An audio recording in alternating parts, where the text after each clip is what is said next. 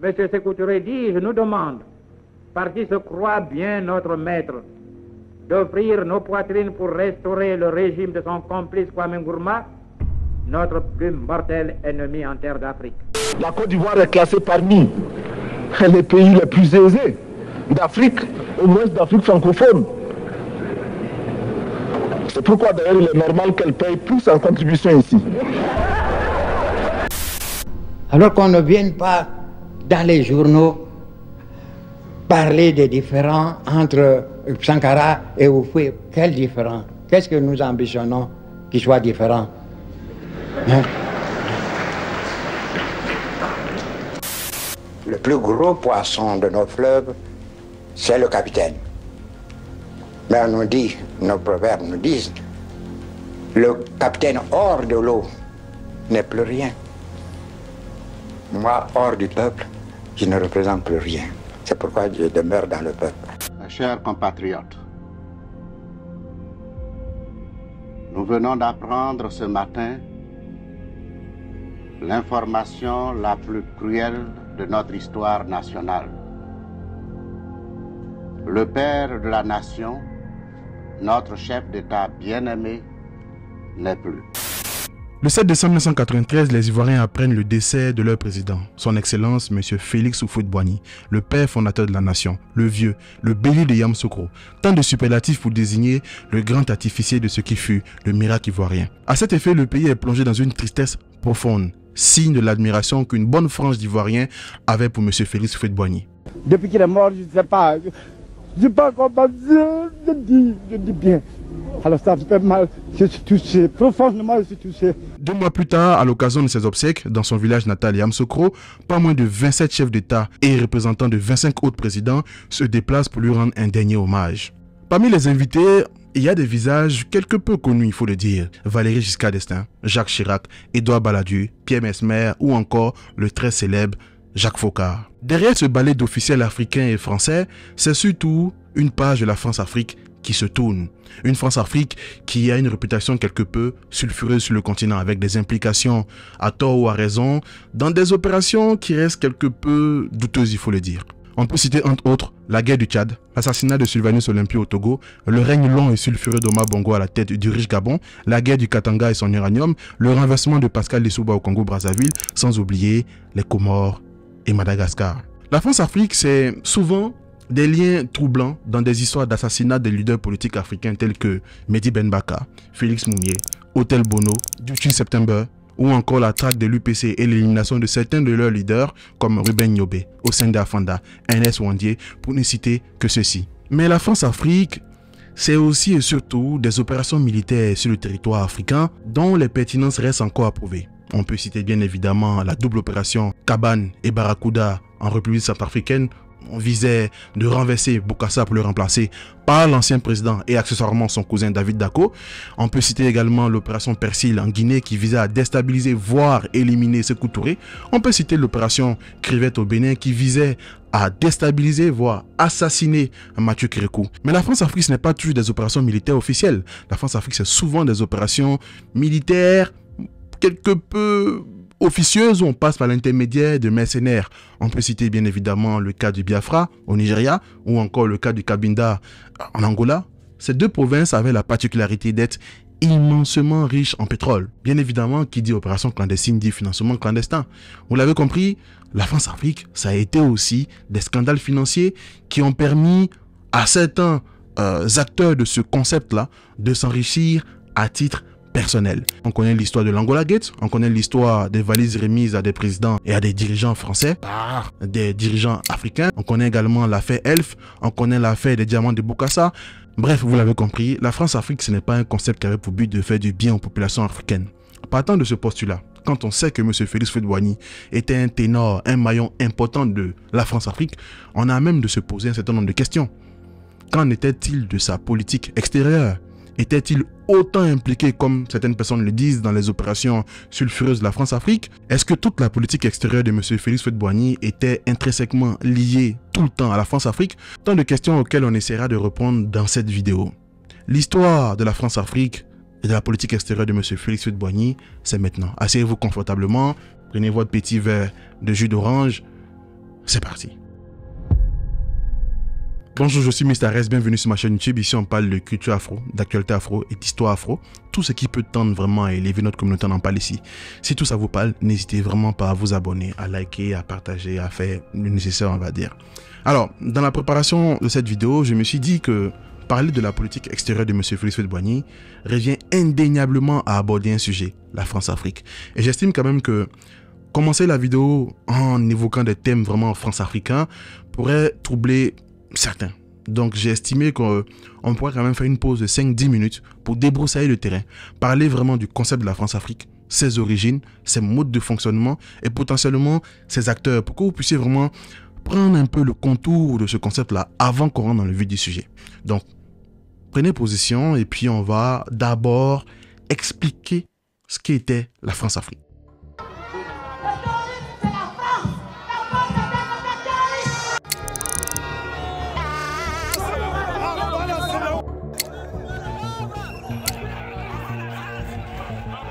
Durant l'année 2022, il y a eu un vent de soulèvement qui a soufflé vraiment sur le continent africain, plus précisément dans la zone du Sahel.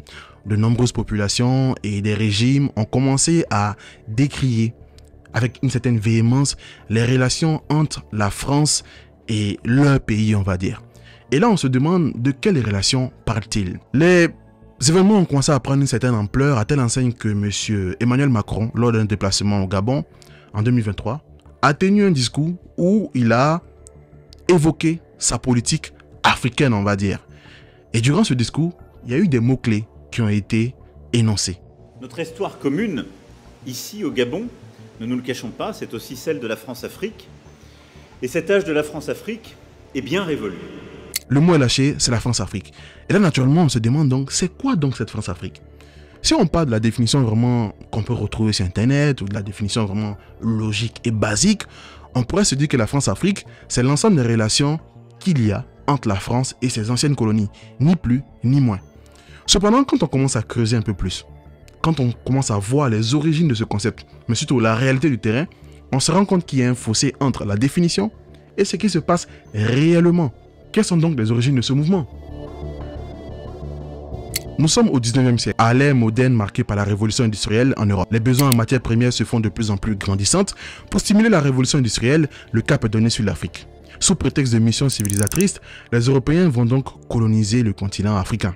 Mais autant ces fameuses missions civilisatrices ont permis aux Européens d'avoir des matières premières quasi gratuites, autant ces missions ont permis aux empires européens de revendiquer leur prestige. En d'autres termes, à la table des grands, plus on avait de colonies, mieux c'était. Très clairement, parmi ces empires européens, il y avait la France, il y avait l'Empire britannique, il y avait l'Espagne et le Portugal. Tous ces empires-là, ces empires en griffe, ont eu des territoires sur le continent africain qu'ils ont colonisés. D'ailleurs, la conférence de Berlin qui s'est tenue en 1885 viendra paraffer ce partage malsain du continent, au sortir duquel les deux grands gagnants seront la France et l'Empire britannique. D'autant plus qu'au soir de la Première Guerre mondiale, qui a vu les troupes alliées vainqueurs, l'Allemagne a été dépossédée de ses colonies africaines, comme le stipulait d'ailleurs la conférence de Versailles. La France se retrouve donc à la tête d'un vaste empire qui s'étend de l'Afrique à l'Asie en passant par les Caraïbes. Mais dans cette vidéo, on va s'intéresser vraiment au cas de l'Afrique. Alors, nous sommes au début des années 1900 et la France est en train d'établir un véritable système pour pouvoir vraiment pérenniser la colonisation de l'Afrique et étendre vraiment sa politique impérialiste, on va dire.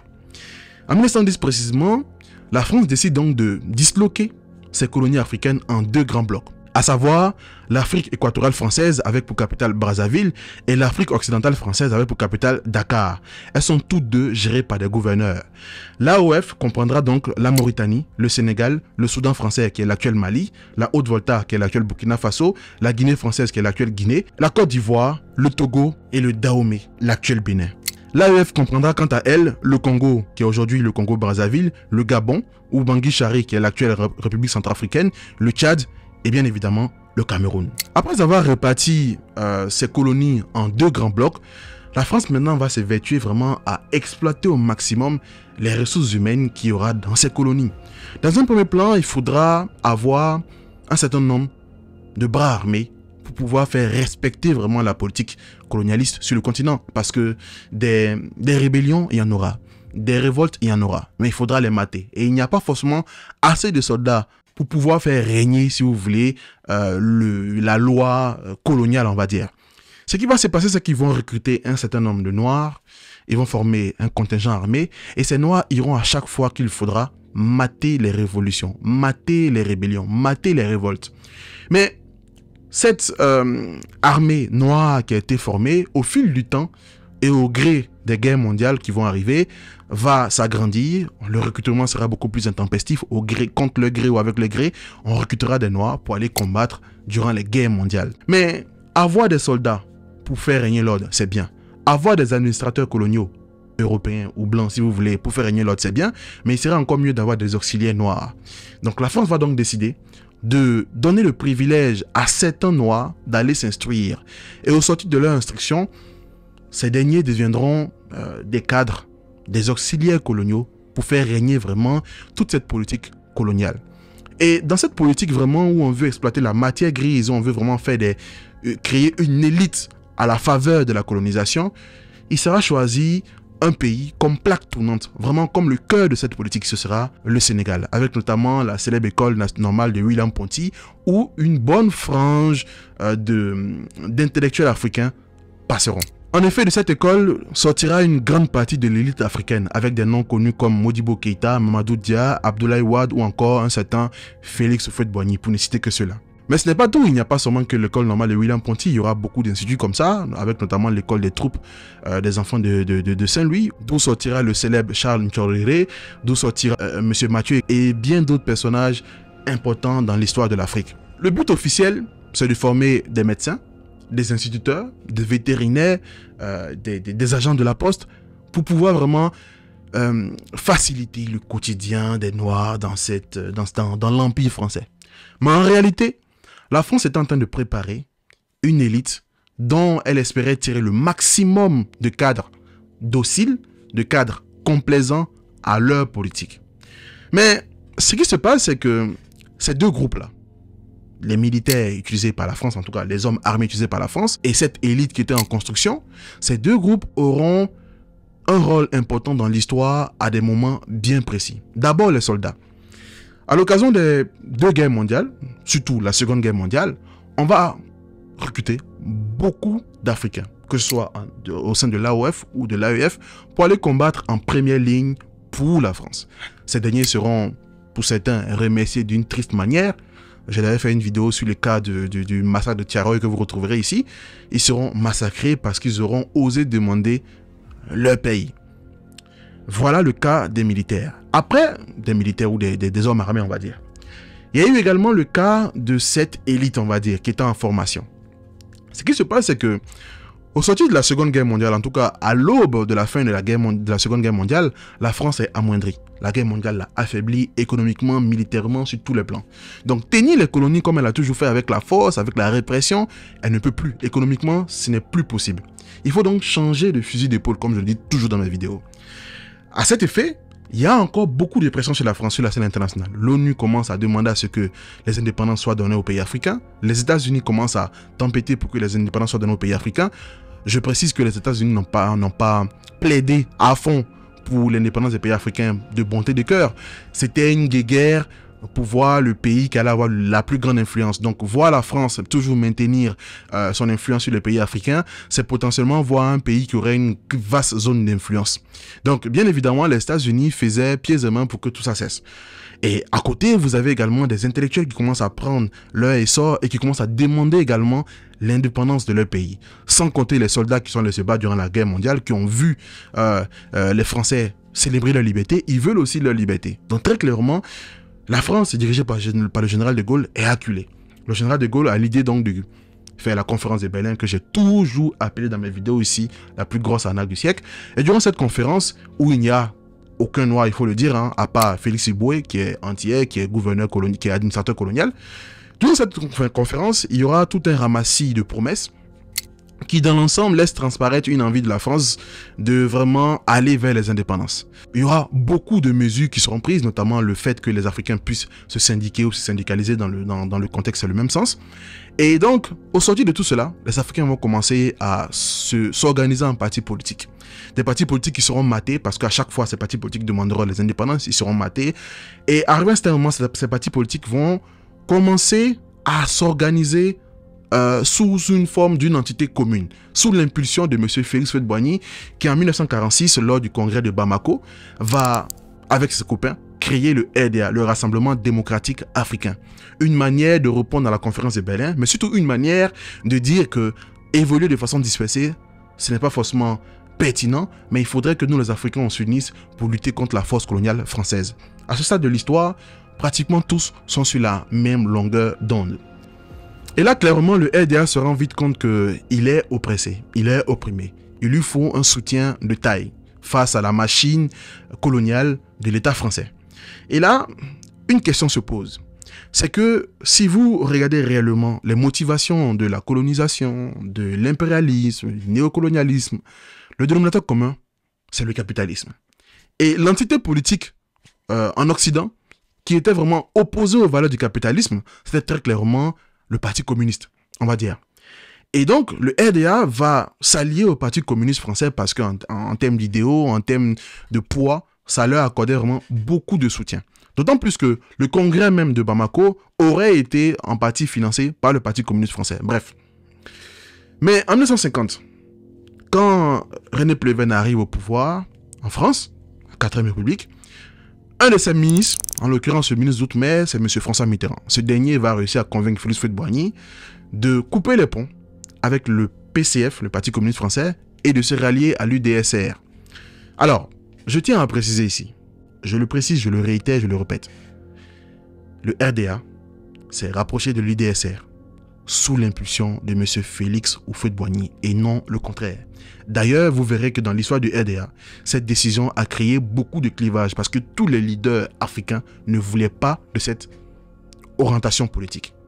Je le dis et je le redis. Il y a maintes et un article à ce sujet. Il y a plusieurs livres à ce sujet et ils vont tous dans le même sens. Ok? Je le répète, je le redis.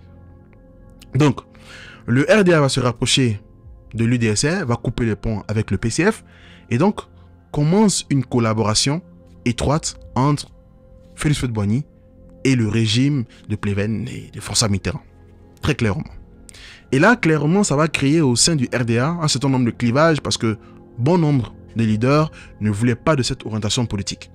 Ce qui nous amène à une réalité. La France se retrouve donc face à une dualité. D'un côté, une élite africaine, complaisante, coopérative, qui veut une collaboration, et de l'autre côté, une contre-élite africaine qui critique avec une certaine véhémence tout ce qui est pratique coloniale et veut les indépendances sans vouloir traficoter, traîner, collaborer avec le colon, on va dire, selon leur prisme.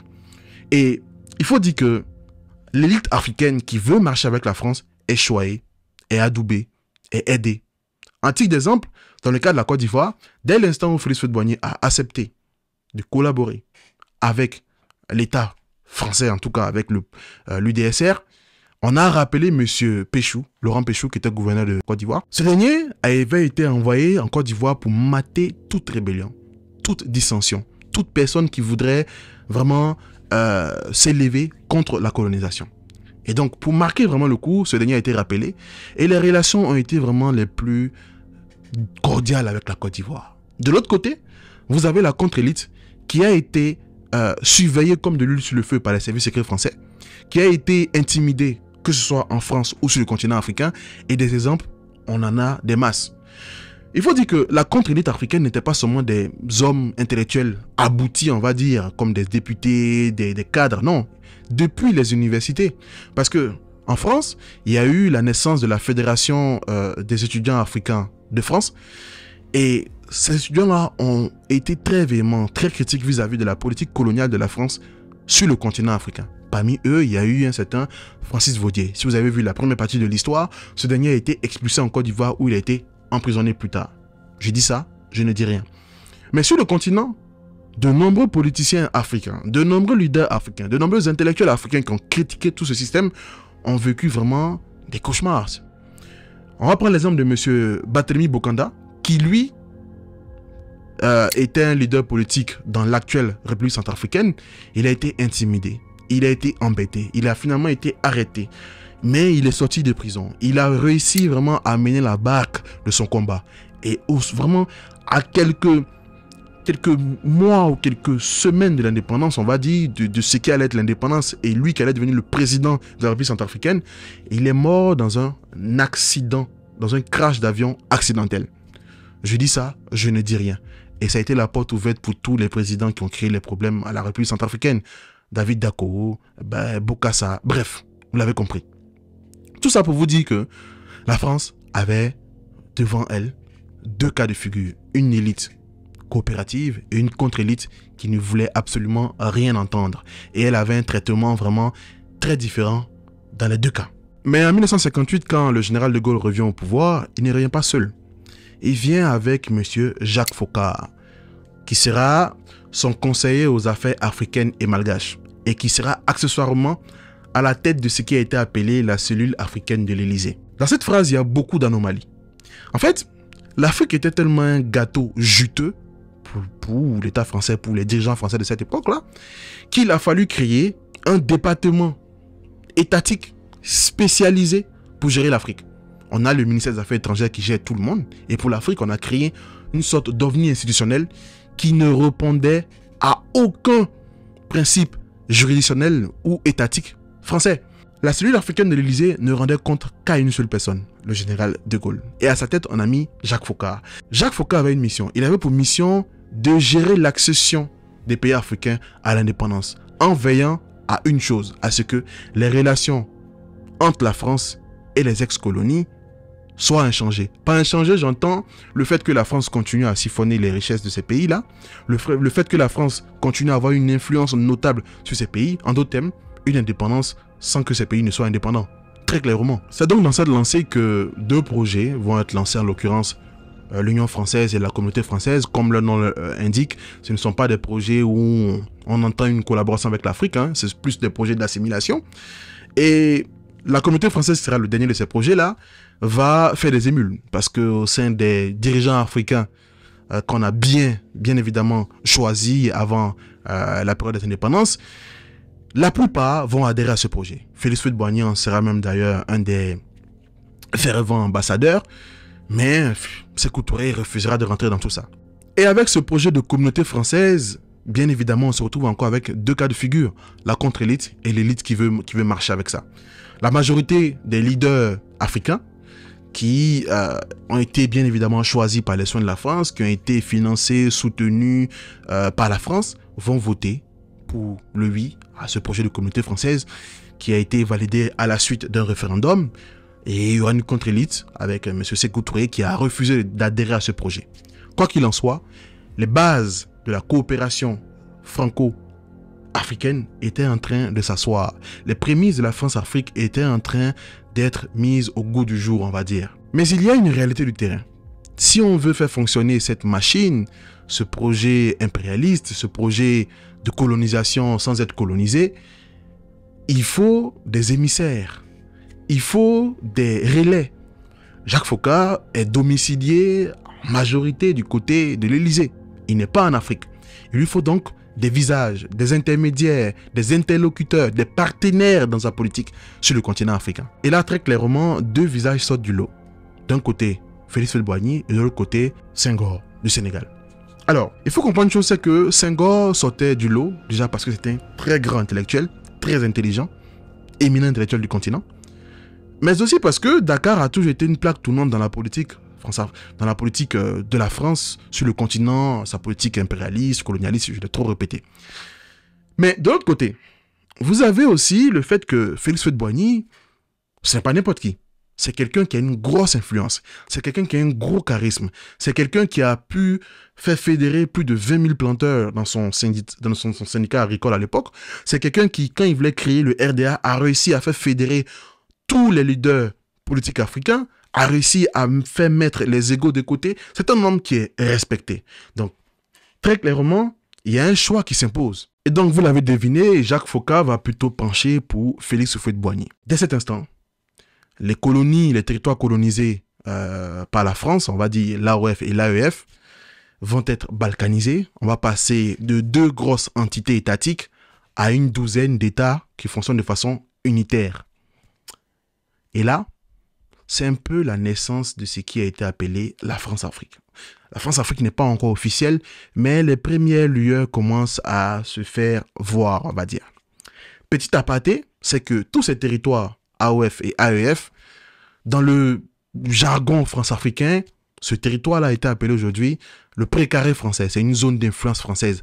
La chasse gardée de la France où aucune puissance occidentale ne devrait pas intervenir. C'est la raison pour laquelle aujourd'hui, la classe politique française a beaucoup de mal avec le fait que la Russie ou encore la Chine interviennent dans cette zone. Parce que dans leur inconscient, depuis longtemps, depuis la nuit des temps, c'est leur chasse gardée.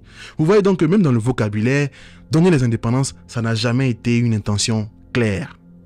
Mais bon, là vous avez compris un peu les origines profondes de la France-Afrique. Ok? Vous avez compris que le truc a commencé à naître. Entrons maintenant dans le vif du sujet, le fonctionnement de la France-Afrique.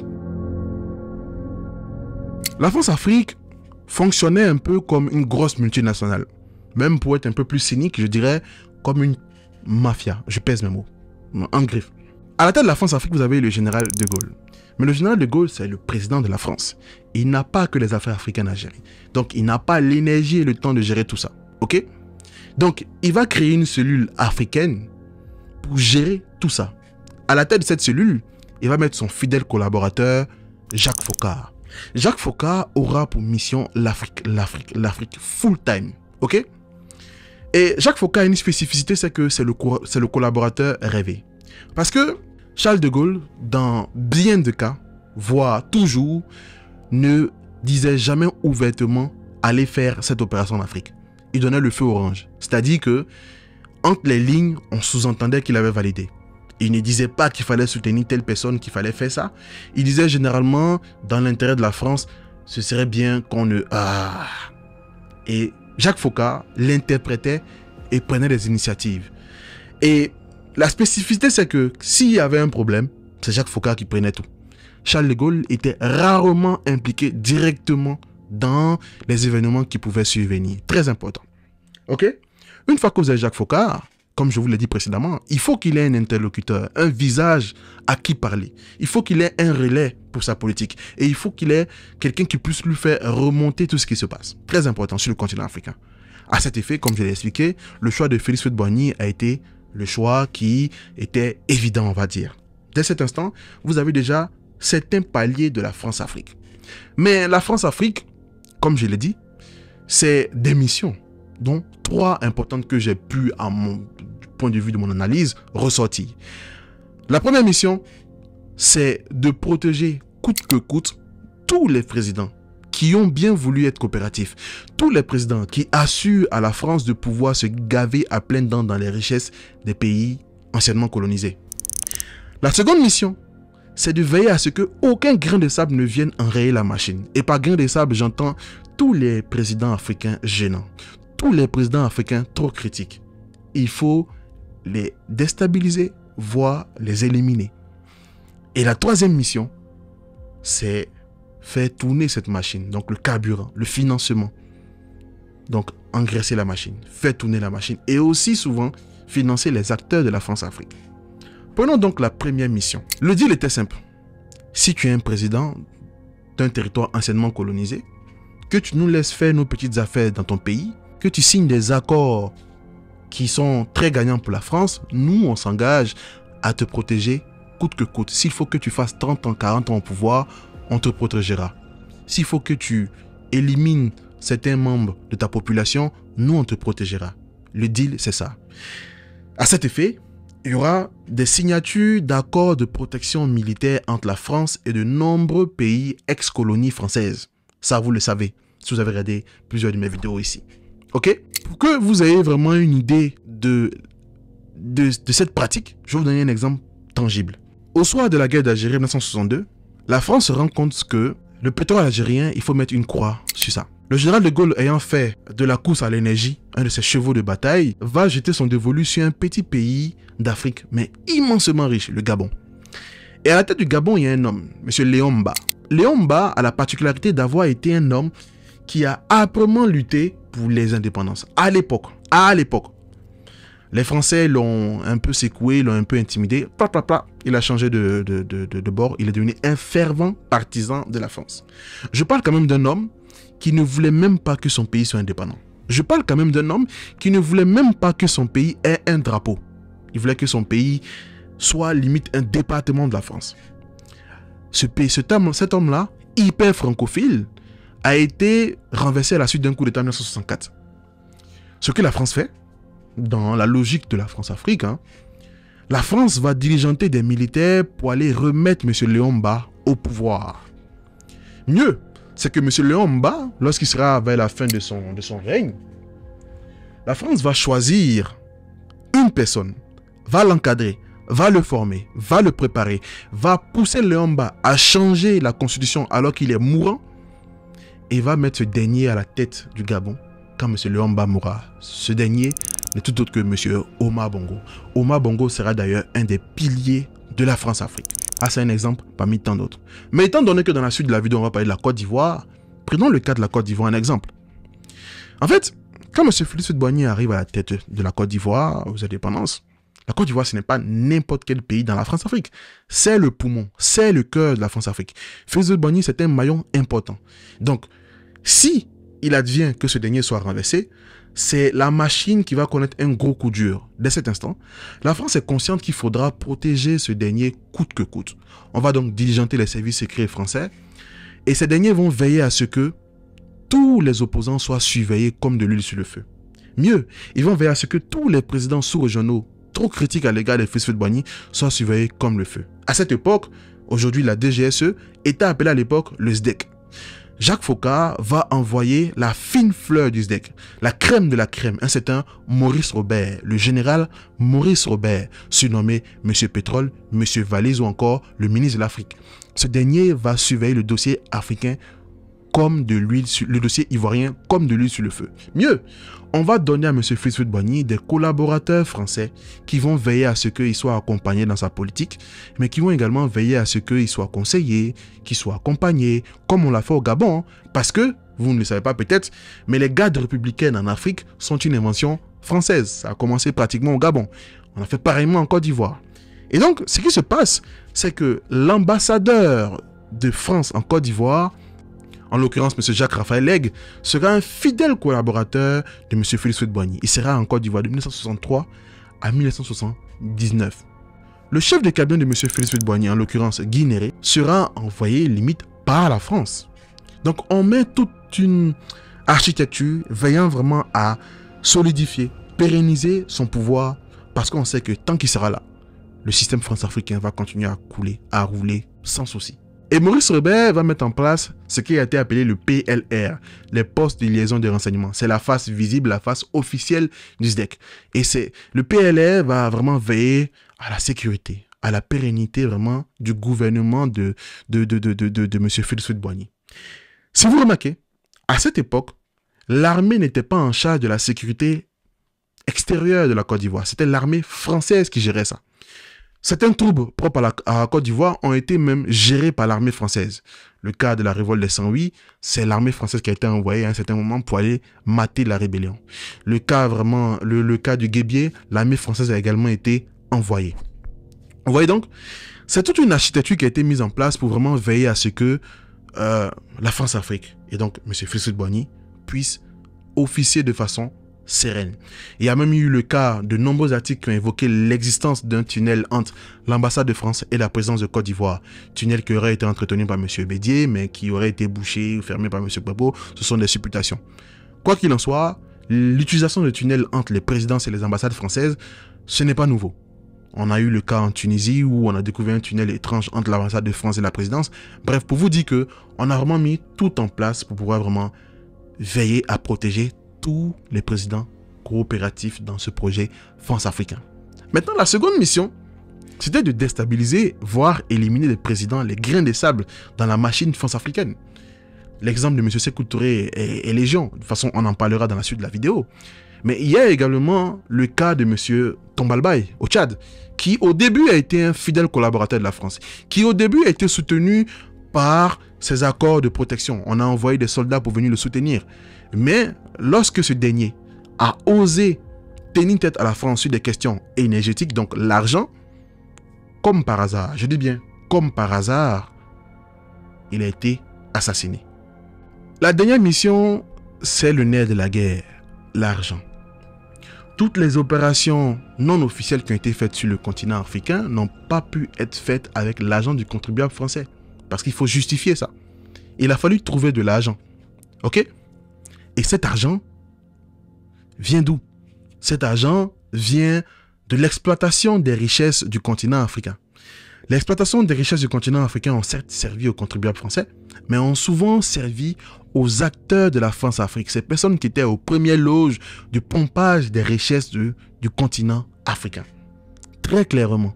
Que ce soit le pétrole, l'uranium, les ressources minières comme le diamant, le cobalt et tout ce que vous pouvez imaginer, on a créé des multinationales qui vont exploiter ces richesses à travers des contrats. On vous dit qu'après l'indépendance, vous avez 50 ans d'exclusivité sur l'exploitation de tels métals précieux, de telles ressources naturelles.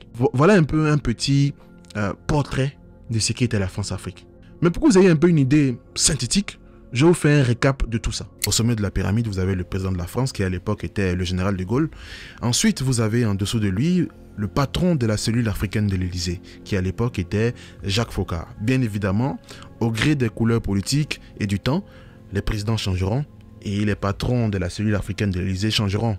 On aura Jacques Foccart, on aura Journiac et bien évidemment, sous Sarkozy, on aura M. Robert Bourgi, même si la cellule africaine de l'Élysée n'existera pas sous cette appellation, on va dire. Maintenant, ce qu'il faut comprendre, c'est que on a certes le patron de la cellule africaine de l'Élysée, le conseiller des affaires africaines et malgaches du président, mais il faut également qu'il trouve des interlocuteurs directs sur le continent africain. Certes, au début, ce sera Félix Houphouët-Boigny, mais au fil du temps, il y aura un deuxième interlocuteur qui sera Omar Bongo. En d'autres termes, sur la partie AOF, la partie occidentale de l'Afrique, ce sera Félix Houphouët-Boigny qui sera à la tête des opérations. Et sur la partie ex-AEF, Afrique équatoriale française, on retrouvera Omar Bongo, dont le territoire servira de point de départ des opérations de déstabilisation dans la sous-région. Mais n'oublions pas que le ténor, le cador restera pendant une bonne époque Félix Houphouët-Boigny jusqu'à son décès durant les années 90. À partir de ces deux grands ténors, il y aura tout un tas de présidents africains qui feront partie de la France-Afrique. Mais chaque président africain aura son importance dans l'organisation en fonction de son importance naturelle, de son influence naturelle, des ressources naturelles de son pays, mais aussi du positionnement géographique de son pays. Ça a été notamment le cas de la République centrafricaine, où il y a eu 2 bases militaires françaises au sein du pays, parce que le pays est au croisement de l'Afrique occidentale et de l'Afrique centrale, on va dire. Il faut maintenant s'évertuer à protéger ces acteurs-là, ces présidents qui sont vraiment coopératifs dans la France-Afrique. Mais il faut également mettre toute une architecture visant potentiellement à éliminer tous les éléments gênants, tous les organes gênants, tous les régimes gênants à la France-Afrique. À cet effet, il y aura tout un système qui sera mis en place sur le continent africain.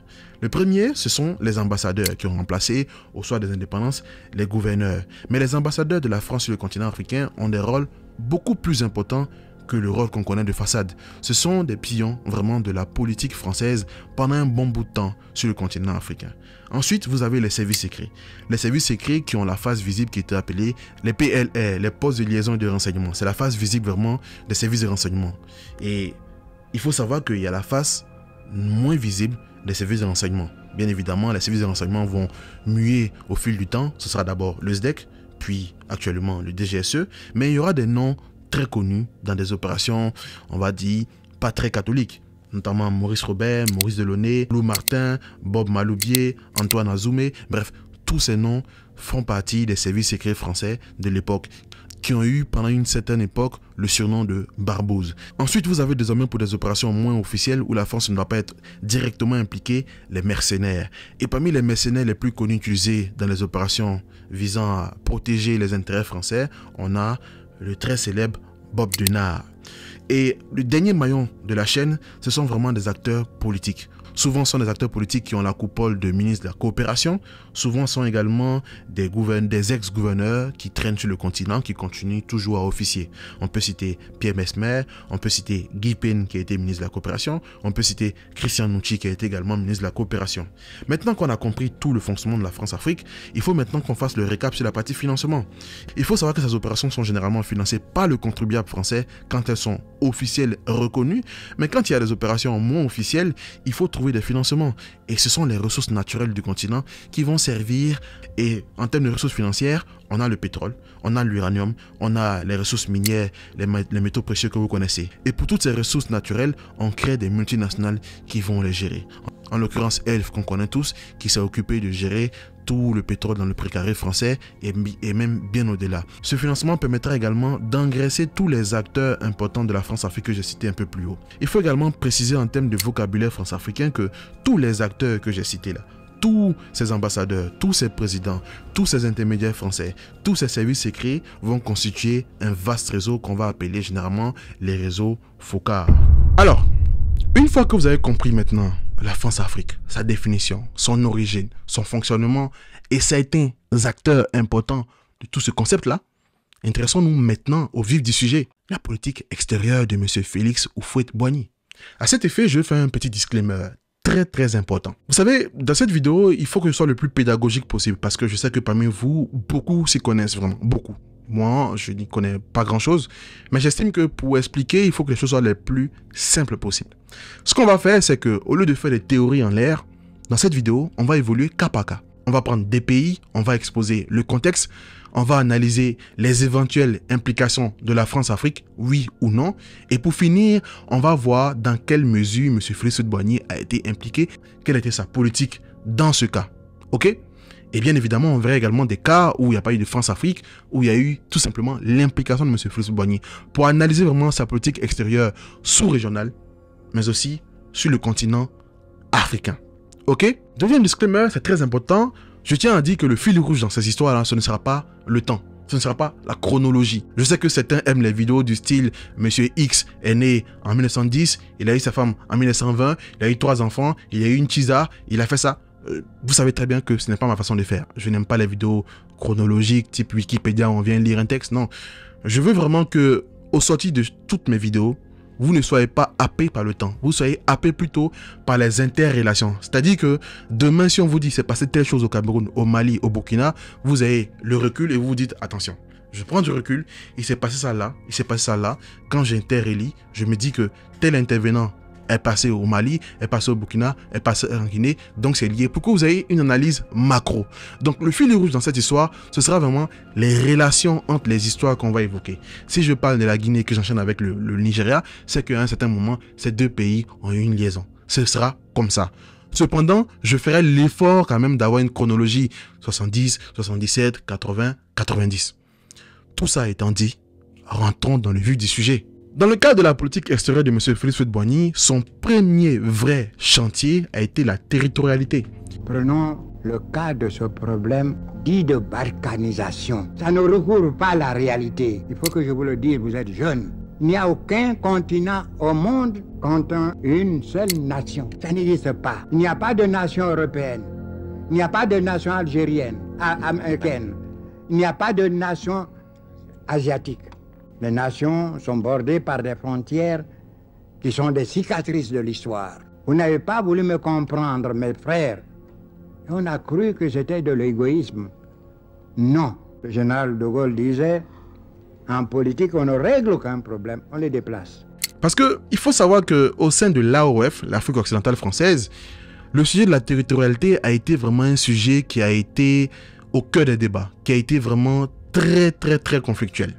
Parce qu'au risque de me répéter, lorsque De Gaulle arrive en 1958 avec Foccart, et que Foccart a dû déployer toute la politique vraiment d'accompagnement vers les indépendances, tout en maintenant les relations entre la France et l'Afrique, il y a eu le projet de communauté française. Au sorti de cette fameuse communauté française, le réel but était de conserver l'influence française sur ses anciennes colonies.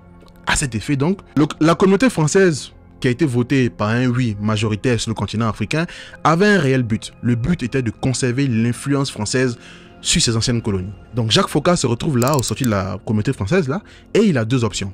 La première option, c'est la balkanisation des territoires anciennement colonisés.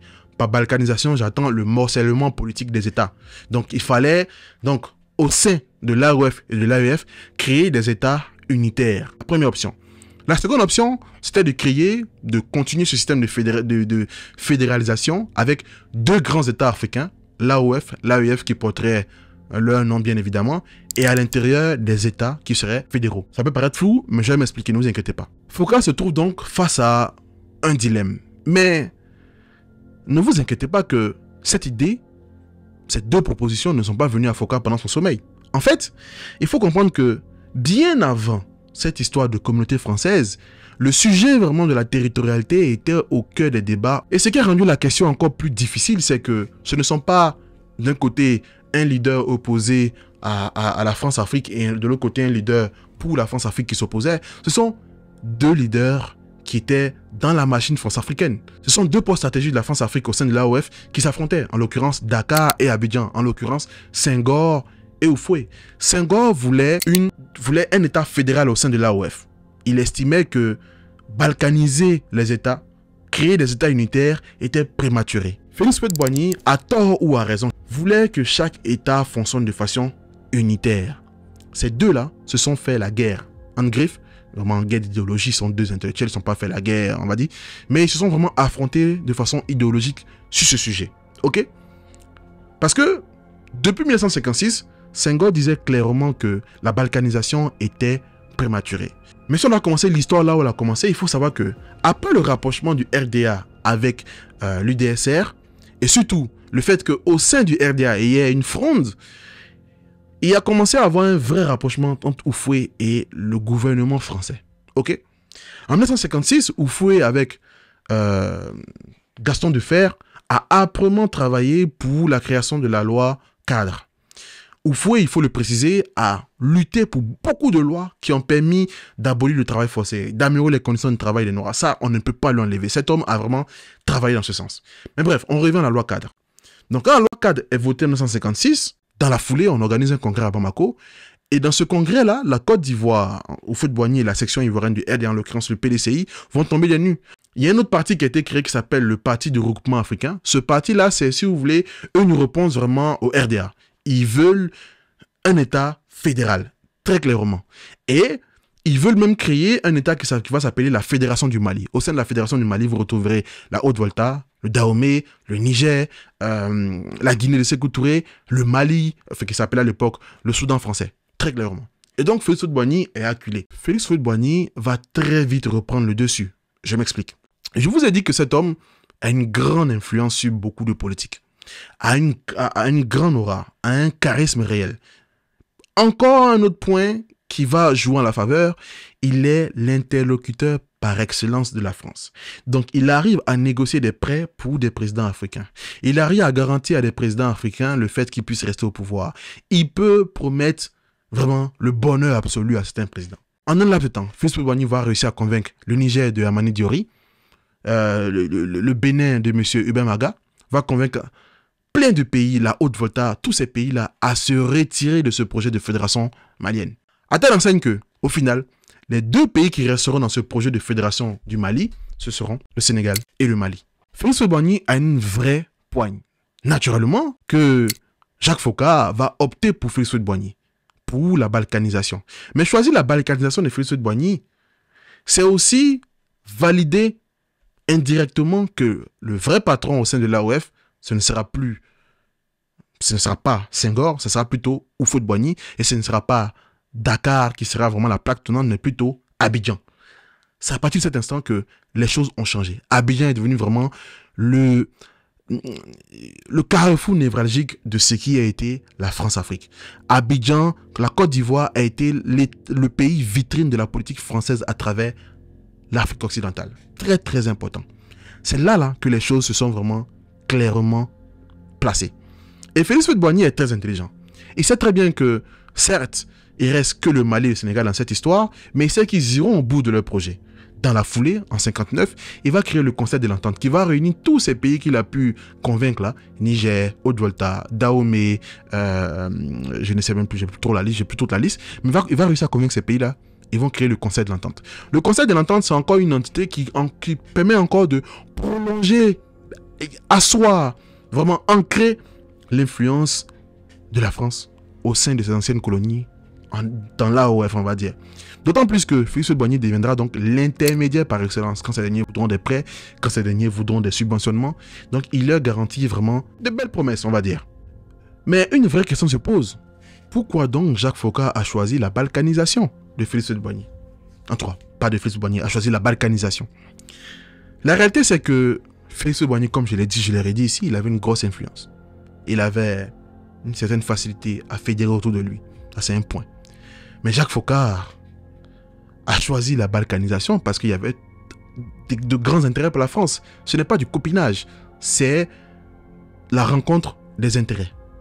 Très clairement, à travers la balkanisation, la France s'assurait d'avoir plusieurs sas de sécurité sur le continent africain que d'avoir l'AOF et l'AEF, et s'assurait d'avoir plusieurs antennes un peu partout.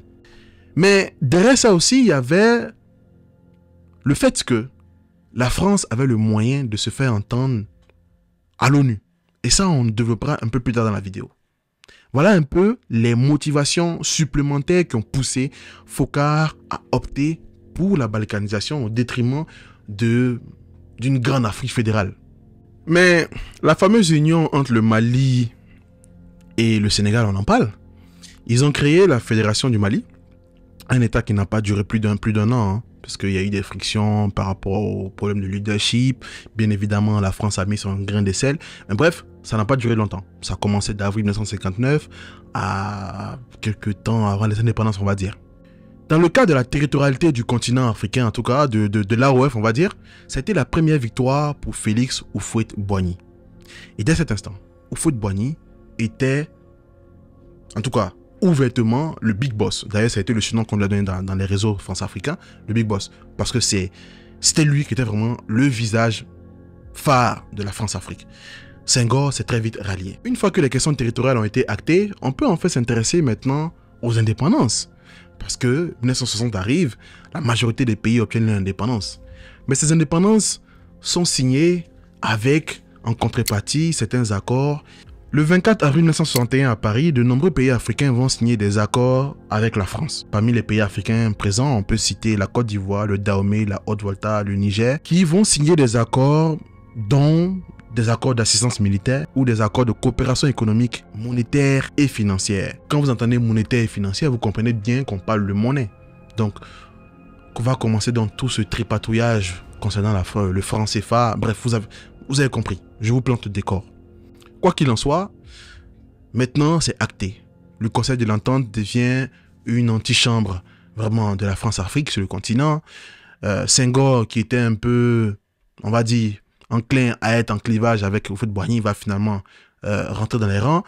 Houphouët-Boigny et Senghor, sous l'impulsion d'autres présidents également, vont créer l'UAM, l'Union africaine et malgache, au sein de laquelle on retrouve les pays du Conseil de l'Entente, le Sénégal, le Cameroun et bien d'autres pays. L'UAM, c'est encore un prolongement du Conseil de l'Entente, c'est encore un prolongement de l'assise de la France-Afrique au sein du continent. Ok? Maintenant que Senghor et Félix Houphouët-Boigny sont ensemble, vous allez voir qu'ils ne vont pas tarder, ces deux-là, à faire les œuvres, on va dire. Si vous vous rappelez, dans la vidéo, il n'y a même pas quelques minutes, je vous ai dit que dans les intérêts de la balkanisation, il y avait également le fait que la France avait beaucoup plus de voix à l'ONU. Au lieu de parler de théorie, on va aller dans le vif du sujet, vous allez voir dans quelle mesure ça a pu leur servir. Et pour cela, on va s'intéresser au cas de l'Algérie. Dans ces régions montagneuses de l'Algérie, la guerre a pris vilaine tournure. Sur le terrain, l'armée française fait face à une guérilla insaisissable. C'est un adversaire invisible qui multiplie les embuscades et les attentats et qu'il faut traquer jour et nuit. Concernant la guerre d'Algérie, quand on parle de la guerre de l'Algérie et de la France-Afrique, très souvent on parle de l'effet qu'a eu la fin de la guerre d'Algérie sur la France-Afrique.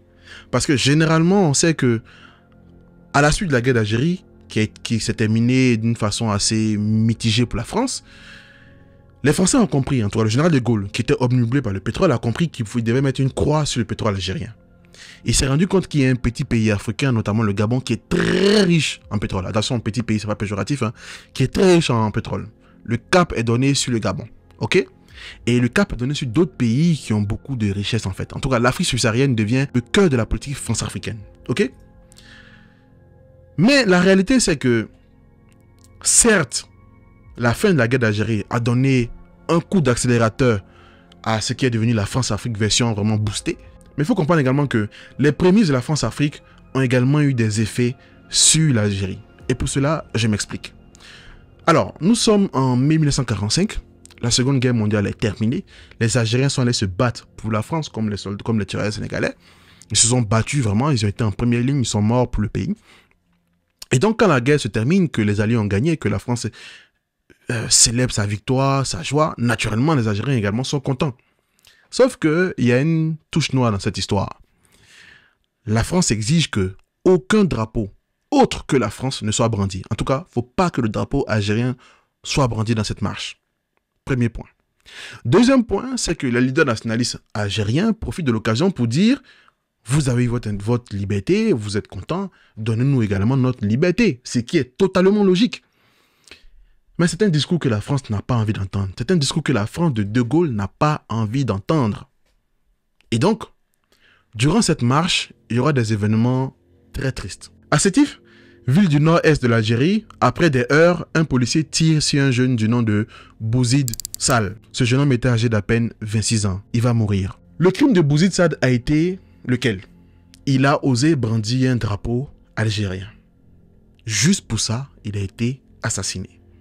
Je pense que c'est une petite parenthèse. Vous comprenez un peu maintenant l'amour des Algériens pour le drapeau. Il y a une véritable histoire derrière tout ça. Bref, ce sera le début d'événements meurtriers qui vont aboutir au massacre de Sétif, Guelma et Kerata, qui vont durer 7 semaines et qui prendront fin le 26 juin 1945. Pendant plus de 7 semaines, les Algériens ont été massacrés. On parle de milliers de morts, s'il vous plaît, et de centaines de morts européens. Donc, on a massacré les Algériens. Pour quel motif? Parce qu'ils voulaient l'indépendance. Pour quel motif? Parce qu'ils ont voulu brandir leur drapeau. Eux-mêmes leur drapeau, dans eux-mêmes leur pays. Est-ce que vous comprenez? Et il y a eu un vent contestataire qui a soufflé également sur le Maghreb. Vous comprenez donc que la situation devient de plus en plus délétère. Donc en 1954, les Algériens décident donc de prendre les armes et de se rebeller contre ce système-là qui est en train de les massacrer, de les réduire vraiment dans un état inhumain, on va dire. Ce sera le début de la guerre d'Algérie. Une guerre qui sera meurtrière. Il y aura des abus sexuels, il y aura des massacres, il y aura des tortures, il y aura des scènes inimaginables que vous ne pouvez même pas imaginer. D'une cruauté qui ne dit même pas son nom. Ok? Je veux vraiment vous planter le décor. D'une cruauté qui ne dit pas son nom. Donc, arrivé à ce moment, au début des années 60, on va dire 1959-60, de nombreuses instances internationales commencent à critiquer ce qui se passe là-bas. L'ONU commence à critiquer, les États-Unis avec à cette époque le président John Fitzgerald Kennedy qui commençait également à demander à ce que l'indépendance soit donnée à l'Algérie, qu'on arrête cette guerre. La pression commençait à se faire ressentir. Et c'est là que vont intervenir les pays d'Afrique subsaharienne, le précaré français. C'est là, vous allez comprendre l'intérêt de la balkanisation dont je vous parlais.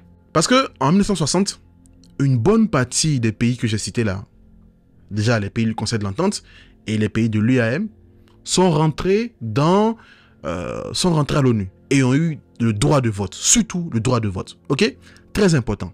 Mais dans le même temps, les voix contestataires ont continué à s'élever contre la guerre d'Algérie. Donc le 23 novembre 1960, au summum de cette effroyable guerre, les délégués de l'Inde et de l'Indonésie mettent au point un projet de résolution demandant l'organisation en Algérie d'un référendum contrôlé par l'ONU et visant l'intégrité territoriale du pays. Vous comprenez donc que ce projet de loi, s'il est accepté, c'est une petite victoire pour l'Algérie.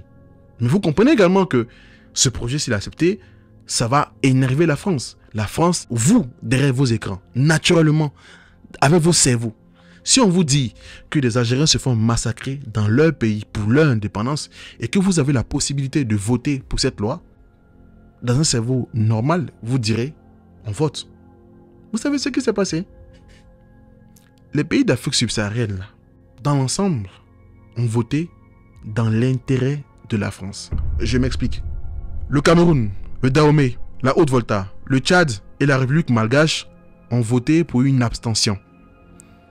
Abstention, j'entends par là, vous êtes dans une maison, il y a une femme qui est là, on la tabasse, on lui fait vivre un calvaire et on vous dit qu'on va voter une loi où elle pourra décider elle-même si elle veut continuer à vivre ce calvaire ou pas. Et vous, vous dites, je m'abstiens. Voilà ce que ces pays-là ont fait.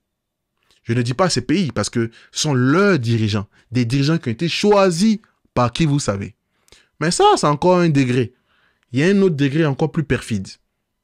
La République centrafricaine, le Niger, le Sénégal de Senghor, le Gabon de Léomba et la Côte d'Ivoire de M. Houphouët-Boigny ont voté contre cette loi. Roulement de tambour. Alors, pour que vous ayez encore une idée, cette femme-là se fait tabasser et vous, on vous demande est-ce que vous voulez qu'on organise une petite réunion où elle pourra décider si elle continue de se faire tabasser ou pas et vous vous dites que non, qu'ils continuent ce qu'ils ont envie de faire. Je dis ça, je ne dis rien. Fort heureusement, la loi a pu être votée. Mais voilà un peu l'intérêt de la balkanisation. Parce que si on était encore dans une configuration AOF-AEF, il y aurait potentiellement seulement 2 voix. Et la France aurait eu quoi? 2 voix en leur faveur. Là, avec ce projet de balkanisation, la France assure d'avoir minimum 5 voix en leur faveur, sans compter les abstentions. Donc on va dire 10 voix en leur faveur. Je grossis le trait, on va dire. Voilà un des intérêts perfides de la balkanisation. Un des intérêts sombres de la balkanisation. Senghor, qui était contre la balkanisation, a fini par rentrer dans le clou et aller voter contre ce projet de loi. Attention, ce projet de loi ne veut pas dire qu'on arrête de faire vivre les calvaires aux Algériens. Mais c'est un projet qui avait le mérite quand même d'être soutenu. Et voilà, les pays africains, avec les leaders, ont voté contre ce projet. Voilà déjà les premières étapes de tout ce qu'on va vivre dans cette vidéo. Là, on n'est qu'au début. Hein. On n'est même pas encore entré dans le vif du sujet. Si vous êtes scandalisé, on n'est qu'au début. Mais je vous ai dit que l'union de Senghor et Houphouët allait faire des étincelles. On va s'intéresser maintenant à un pays où ils ont vraiment fait des étincelles. Le cas de la Guinée. Nous avons quant à nous un premier et indispensable besoin, celui de notre dignité. Or, il n'y a pas de dignité sans liberté. Nous préférons la pauvreté dans la liberté à la richesse dans l'esclavage. Parmi les actions déstabilisatrices menées par le duo Fauqa-Houphouët, bien évidemment, on ne peut pas oublier le cas de la Guinée. Pour vous mettre en contexte, en 1958, le général de Gaulle se lance dans une tournée africaine où il veut convaincre les pays africains de rentrer dans son projet de communauté française. Et dans ce projet de communauté française, comme je l'ai expliqué maintes et une fois cette chaîne, maintes et une fois dans cette vidéo, le projet est d'asseoir l'influence française sur ses ex-colonies. Sékou Touré, lors d'un discours en présence de Gaulle, parce qu'en Afrique, on ne se cache pas pour dire les choses, dit clairement non. Lors du référendum, il fera pieds et mains pour que ce soit un non. Et ça, ce sera l'affront de trop. Pire, c'est que De Gaulle, dans son complexe de supériorité, est sûr que la Guinée va se casser les dents. Donc il rappelle tous les officiels en Guinée, il part et il est sûr que la Guinée va se casser les dents. Sauf que la Guinée commence à collaborer avec les pays de l'Est. Dans un premier temps, Sékou Touré commence des partenariats avec les pays de l'Est, très clairement. Cuba, URSS, la Chine. D'ailleurs, quelques années plus tard, Fidel Castro fera le déplacement lui-même à Conakry. Donc c'est la goutte d'eau qui fait déborder le vase pour la France. D'autant plus que la France a reçu cette cape de gendarme qui doit veiller à ce que les pays communistes, les pays de l'Est ne puissent asseoir leur influence sur le continent africain. Donc de par cette cape, la France est permise de faire plein de choses. Mais je dis plein de choses. C'était la goutte d'eau qui a fait déborder le vase. Dès cet instant, les services secrets français vont lancer ce qui a été appelé l'opération Persil, une opération visant à déstabiliser, voire assassiner Sékou Touré. Plusieurs agents secrets français sont dépêchés à Dakar pour entraîner des conjurés guinéens et coordonner des convois d'armes depuis les autres postes régionaux, en l'occurrence Abidjan ou encore Tambacounda au Sénégal. Dois-je vous faire un dessin sur l'implication de la Côte d'Ivoire? Je ne pense pas. Plaque tournante pour ces opérations. Très clairement.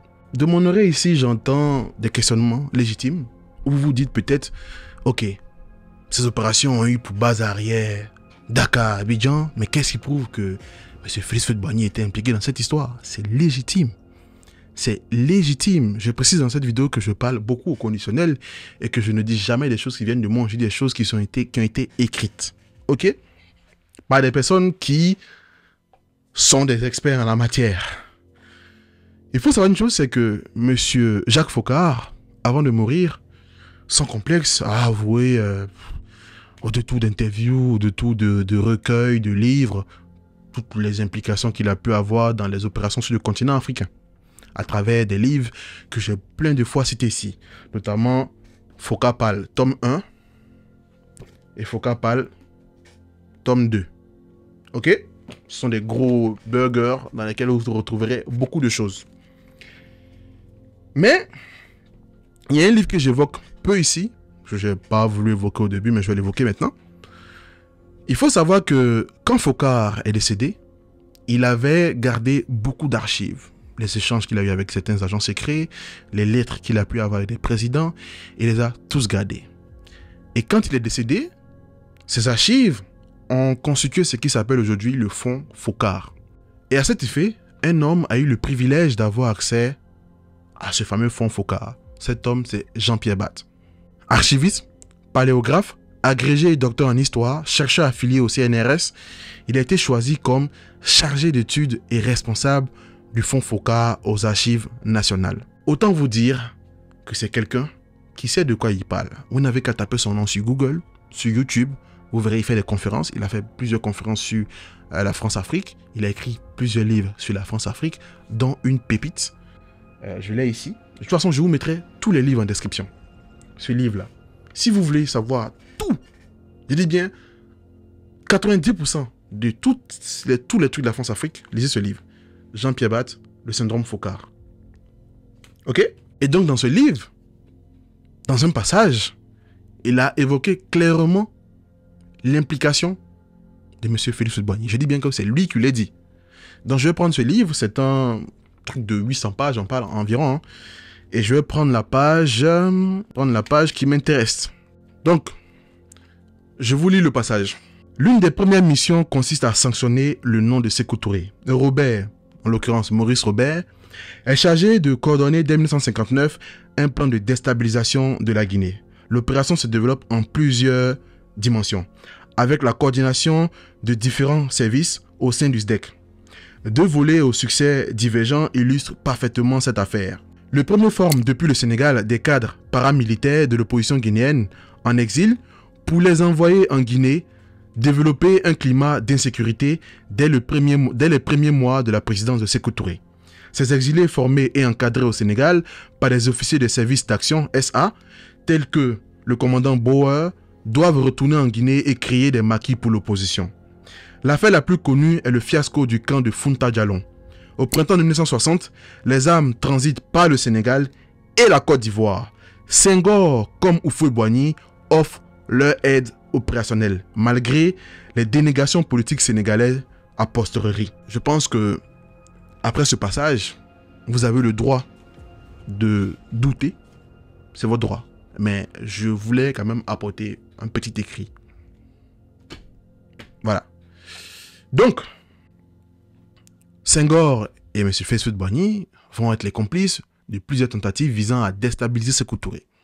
Ok? Je ne dis pas que c'est mal ou que c'est bien, à vous de juger. Je vous plante juste le décor.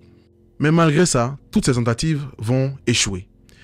Et dès 1965, Sékou Touré va rompre vraiment les relations entre la Guinée et la France, très clairement.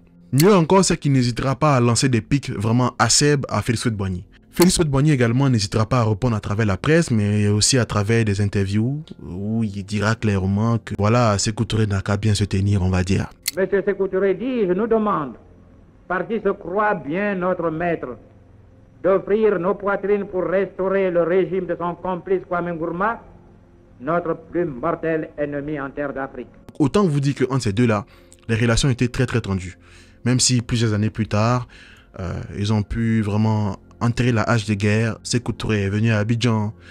Ils ont pu passer à autre chose. Mais en tout cas, dans le cas guinéen, Félix Houphouët-Boigny, selon les écrits, selon beaucoup de livres, selon beaucoup d'articles sérieux, aurait été impliqué dans les actions visant à déstabiliser Sékou Touré. Donc dans sa politique extérieure, en plus de la territorialité qui a été vraiment le sujet à beaucoup de débats, en plus du cas algérien où le vote de la Côte d'Ivoire et de nombreux pays est quelque peu incompréhensible, la Côte d'Ivoire a été impliquée dans des actions visant à déstabiliser Sékou Touré, qui a eu pour erreur de dire non à la communauté française. Ok? On a quand même envoyé des faux billets pour polluer l'économie guinéenne, la déstabiliser, en espérant que les populations se soulèveraient pour le renverser. N'étant pas satisfait, on a diligenté des opérations militaires visant à le renverser clairement. Le plus drôle dans ça, c'est que Sékou Touré a tellement échoué à la tentative d'assassinat qu'il est mort finalement de mort naturelle. Ok? Mais sur le continent africain, en tout cas dans la sous-région, Sékou Touré n'avait pas beaucoup d'alliés, vu que la majorité des leaders étaient dans la coopération française, on va dire. Parmi ses alliés, il y avait Modibo Keïta du Mali et un certain Kwame Nkrumah du Ghana. Ce qui nous amène d'ailleurs au cas du Ghana. Parce que, étrangement, je dis bien étrangement, ces soutiens-là de Sékou Touré ont été finalement renversés. Modibo Keïta a été renversé, Kwame Nkrumah a été renversé. Mais intéressons-nous au cas du Ghana. Je veux qu'on retienne en Côte d'Ivoire que les services rendus par Kwame Nkrumah, non pas seulement au Ghana, mais à l'Afrique. C'est un grand patriote qui disparaît. L'histoire retiendra tout ce qu'il a fait de bien. Il a été tout de même sur cette côte occidentale le premier à conduire un pays à l'indépendance. Nous sommes tous des hommes. Nous avons nos faiblesses parce que nous sommes des hommes. Mais même des erreurs qu'il avait pu commettre, il les a commis parce qu'il voulait faire mieux. Suite au décès de Kwame Nkrumah en 1972, Félix Houphouët-Boigny tenait des propos vraiment élogieux à l'encontre de l'homme. Suite au décès de Kwame Nkrumah en 1972, Félix Houphouët-Boigny a eu des propos très élogieux en son encontre, vraiment très très élogieux. Et pourtant, de leur vivant, ces deux-là se sont crêpés le chignon, en tout cas d'un point de vue idéologique. Parce qu'il faut le dire, Houphouët-Boigny et Kwame Nkrumah, c'est la rencontre de deux visions diamétralement opposées de l'Afrique. Kwame Nkrumah était pour un panafricanisme, pour une indépendance vraiment réelle. Félix Houphouët-Boigny était partisan d'une indépendance certes, mais d'une étroite collaboration avec la France, parce qu'il estimait que les choses devaient se faire en leur temps, on va dire. Je parle vraiment pour arrondir les bords. Surtout que Accra a été pendant longtemps la plaque tournante du panafricanisme. De nombreux congrès ont été organisés. C'est à Accra qu'on a vu les premières vraiment prises de parole réelles de Patrice Lumumba en dehors du Congo. C'est à Accra qu'on a accueilli des leaders politiques panafricains importants sur le continent. Donc Kwame Nkrumah était vraiment un visage important du panafricanisme. Houphouët-Boigny, disons que... Voilà. Ok? Donc ces deux-là avaient une vision vraiment totalement opposée. Autant vous dire que ça a été vraiment très compliqué en termes de relations entre ces deux. D'autant plus que dans la révolte des 108 dont je vous ai parlé dans la première vidéo, Kwame Nkrumah a vraiment soutenu ces derniers. Ils ont élu domicile au Ghana. Toutes les revendications sur le plan international ont été faites depuis le Ghana. Quand il a même fallu faire des petites actions, Kwame Nkrumah les a soutenues. Donc ça fait que il y a eu vraiment de l'eau dans le gaz entre Houphouët-Boigny et Kwame Nkrumah. Leurs relations étaient vraiment assez conflictuelles, il faut le dire.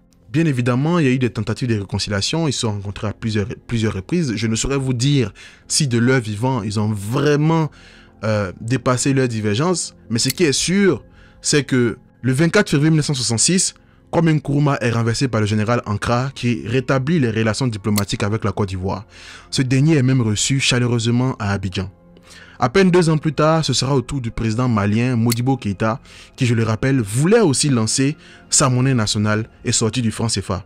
Il sera renversé à la suite d'un coup d'état militaire qui verra arriver au pouvoir un certain Moussa Traoré. Est-ce que Houphouët-Boigny était impliqué dans les renversements de Kwame Nkrumah et de Modibo Keïta?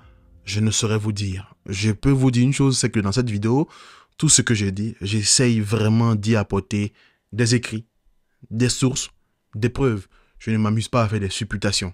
Si je n'ai pas de preuve de quelque chose, je ne le dis pas. Même si je le pense au fond de moi, je ne le dis pas. Donc dans le cas présent, il n'y a eu, en mon sens, en tout cas, aucun élément tangible qui pourrait prouver son implication ou sa non-implication. Donc sur ce point-là, je ne dis absolument rien. Par contre, s'il y a un conflit où l'implication de M. Félix Houphouët-Boigny est indéniable, claire et nette, prouvée, équivoque, c'est bien la guerre de Biafra. L'une des guerres les plus meurtrières d'Afrique. On parle d'environ 2 millions de morts. Je dis bien 2 millions de morts. Vous avez aperçu des rebelles? Oui, il y en a là, des tas. On va y aller, on va nettoyer tout ça, et on va les renvoyer à Onitsha. L'implication de la France dans la guerre du Biafra est l'une des choses les plus contradictoires dans la politique de la France au sein du continent africain. Mais elle est surtout révélatrice du fait que la France n'est motivée que par une seule chose, ses intérêts. Très clairement. Mais pour ne pas que vous soyez perdus, je vous fais une petite mise en contexte rapide. Après son indépendance du Royaume-Uni en 1960, le Nigeria était l'un des pays les plus peuplés de l'Afrique avec près de 56 millions d'habitants, soit 15% de la population totale de l'Afrique en 1960. Mais aussi et surtout l'un des pays les plus riches du continent en termes de ressources minières et pétrolières, à telle enseigne qu'il fournissait 10% du pétrole britannique. Autant vous dire que ce pays, ce mastodonte économique et démographique, avait certes 56 millions d'habitants, mais devait encore gérer des traumas profonds, des clivages profonds, des problèmes tribaux et ethniques qui gangrénaient le pays. De façon très grossière, le pays se compose de 3 grands groupes ethniques, de façon très grossière je dis. Vous avez les Haoussa au nord, ethnie majoritairement musulmane, les Yoruba au sud-ouest, pour la plupart musulmanes, les Igbo majoritairement chrétiens qui se situent dans la région du Biafra qui concentre l'essentiel des ressources pétrolifères. Le 15 janvier 1966, le général Irancy, à la suite d'un coup d'État, prend la tête du pays. Et il supprime vraiment le fédéralisme au sein du pays. Parce qu'il faut comprendre que j'ai cité les 3 grands groupes ethniques, mais le pays était divisé en 3 ou 4 grands États fédéraux. Et ces 4 ou 3 grands États fédéraux fonctionnaient de façon autonome avec des gouverneurs à la tête. Le général Irancy supprime tout ça.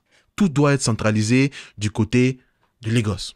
Et ça pose un vrai problème. La décision du général Irancy va créer un vent de révolte. Les populations Igbo seront attaquées, on parle d'environ 30 000 morts. Je ne suis pas en train de dire que les Igbo avaient raison ou ils avaient tort, parce que je vous connais.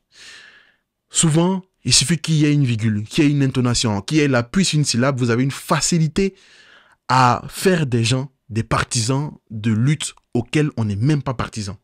Je vous plante juste le décor rapide. J'ai réalisé une vidéo sur la guerre du Biafra, qui à mon sens n'est pas aboutie parce que c'était une vidéo qui était courte à l'époque et j'estime que je n'ai pas parlé de beaucoup de choses, mais ça vous permettra de comprendre l'histoire, la guerre du Biafra, que vous retrouverez ici. Quoi qu'il en soit, à la suite de cela, de nombreux Igbo sont attaqués à travers tout le pays. Le général Irancy est assassiné en juillet 1966. Dans le chaos politique et militaire, le général Yakubu Gowon de l'ethnie Anga, apparenté aux Haoussa du Nord, lui succède et neutralise la réforme lancée par le général Irancy. Les exactions contre les Igbo vont continuer et dès cet instant, ils vont décider donc de faire sécession, de renommer l'État de Biafra, d'en créer un drapeau et donc le colonel Odomogwu Ojukwu va donc décider de sonner l'indépendance et la sécession de cet État qui est appelé le Biafra, le 30 mai 1967. Ce sera le début de la guerre du Biafra, une guerre meurtrière, je dis bien meurtrière. Toutes les images qui sont apparues au monde, du monde entier, avec des enfants ballonnés, avec des enfants souffrant de malnutrition, des cadavres squelettiques, toutes les premières images de l'Afrique vraiment, dans une posture vraiment dramatique, proviennent à 90% de la guerre du Biafra. Ça a été une guerre qui a été ultra meurtrière. Et c'est là que vous allez comprendre vraiment que la France a été incohérente de début jusqu'à la fin. Je m'explique. La France a eu la cape de État gendarme qui doit veiller à la non-expansion du communisme sur le continent. Le général Yakubu Gowon, qui était désormais à la tête du Nigeria, était en parfaite collaboration avec l'Angleterre. Donc, un président contre le communisme. Donc, une intervention de la France ici n'est pas justifiée. Second point, le Nigeria ne faisait pas partie de ce qu'ils ont appelé le précaré français. Donc la présence de la France dans cette guerre n'était pas justifiée. Troisième point, on pourrait dire que peut-être la France vient intervenir parce qu'ils ont vu des enfants malades en train de mourir et tout. Sauf que c'était pas ça. Les motivations n'étaient pas celles-là. Les motivations étaient autres. Au Biafra, on retrouvait la majorité des ressources pétrolifères du pays. Des sociétés d'exploitation de pétrole comme Elf, BP, exploitaient ce pétrole et versaient des redevances à l'État nigérien. Si on soutient le Biafra, qui gagne cette guerre tous les juteux contrats de pétrole, on met la main dessus. Très clairement. Dès cet instant, Jacques Foccart va en parler à Charles de Gaulle. Charles de Gaulle ne dira à aucun moment d'attaquer ou d'aller faire la guerre au Biafra. Il fera comprendre que si le Biafra gagne, ce serait bien pour la France. Il fera comprendre que ce serait pas mal que la France ait ses intérêts dans cette histoire, mais il ne donnera jamais le fait vert pour aller attaquer. C'est pas moi qui le dis, c'est Foccart lui-même qui le dira. La position du général. Je peux vous dire très exactement comment il a défini 3 semaines après l'ouverture du conflit. Nous devons ni intervenir, ni donner l'impression d'avoir choisi. Mais tout compte fait, le morcellement du Nigeria est souhaitable. Et si le Biafra réussit, ce ne sera pas une mauvaise chose. Notez bien le morcellement du Nigeria. Ce qui se passe donc, c'est que Jacques Foccart veut fourrer son nez dans cette histoire de pétrole qui coule à flot. Très clairement. Donc, je vous avais dit que dans la vidéo du Gabon que quand M. Omar Bongo est arrivé, on a envoyé tout un tas de Français pour venir l'encadrer, lui permettre de prendre son essor et de veiller également à ceux qui ne sortent pas des sentiers battus. Parmi eux, on peut citer Pierre Mesmer, Guy Ponsaillé, Maréchal Beaupré, Maurice Robert, Maurice Delaunay, Bob Maloubier, toute cette clique-là, avec des hommes d'affaires français, avec des ambassadeurs français, avec des politiques français, appelés communément le clan des Gabonais, va œuvrer âprement avec le SDEC pour pouvoir diligenter des opérations pour aller intervenir au Biafra. Mais on ne peut pas envoyer l'armée française officiellement, parce que ce n'est pas le précaré français, parce que ce n'est pas une mission contre le communisme, surtout que ce n'est pas opportun d'aller faire la guerre contre un régime qui est soutenu par l'Angleterre, un État plutôt proche. D'autant plus que les Biafrais eux-mêmes sont soutenus par des États de l'Est. La France se retrouve à faire la guerre avec les Biafrais qui sont eux-mêmes alliés à des États de l'Est. Totale contradiction. Ils vont donc envoyer des mercenaires avec le très célèbre Bob Denard. Bob Denard va former une équipe, va décoller depuis Libreville pour aller attaquer. Et là, naturellement, vous devez vous dire, mais à quel moment dans cette histoire Houphouët-Boigny intervient? Ce qui se passe, c'est que, comme je vous l'ai dit, les ressources pétrolifères sont en majorité au Biafra. À chaque fois qu'une société exploite du pétrole, elle verse une commission à l'État nigérien. Houphouët-Boigny va plaider pour que, au lieu de verser les commissions, les redevances à l'État nigérien, on verse les redevances à l'État biafrais. Sachant que ces redevances serviraient à acheter des armes. Houphouët-Boigny soutenait les Biafrais. On pourrait se dire que Houphouët-Boigny soutenait les Biafrais parce qu'il avait pitié des enfants qui mouraient. C'est possible. Mais il y a eu des livraisons d'armes avec Houphouët-Boigny en appui. Et là, naturellement, vous devez vous dire sur quoi est-ce que je m'appuie pour dire tout ça. Je vous ai dit que je ne prononcerai pas des propos ici sans source. Je vais donc prendre le livre de Jacques Foccart, où lui-même, de son vivant, a expliqué les potentielles implications de la France et de lui-même dans cette guerre. Alors, je prends ce livre-là. Il est là, Jacques Foccart, tome 1. Donc, je vous lis le passage pour Houphouët-Boigny. Pas si vite. Bien entendu, puisque le général de Gaulle souhaite la victoire du Biafra, il est logique que la France y contribue. Mais il y a un autre impératif, celui de ne pas heurter le front de l'Angleterre qui soutient Lagos. Il s'ensuit une certaine expectative et la pression de Houphouët qui sera décisive pour faire pencher la balance. Par la suite, l'engagement français serait resté modéré si le président de la République de Côte d'Ivoire n'avait pas pesé constamment. Le point de départ, c'est l'audience du 27 septembre 1967. Ce jour-là, Houphouët demande au général qu'elle verse au Biafra les redevances dues au Nigeria pour l'extraction de pétrole dans la province sécessionniste que la compagnie a gelée et sachant qu'Odjoku utilisera cet argent pour acheter des armes au Portugal. Il obtient partiellement satisfaction. Les semaines suivantes, il revient à la charge et propose un mécanisme. Il comprend, dit-il, que la France ne peut pas aider ouvertement directement le Biafra. La solution est qu'elle aide la Côte d'Ivoire à aider le Biafra. Il demande de l'argent et des armes. Le général est très réticent. Il finit quand même par autoriser une opération qui doit rester secrète. Elle consiste à laisser filer vers la Côte d'Ivoire des armes récupérées sur l'ennemi pendant la guerre mondiale, après en avoir effacé les matricules. Voilà.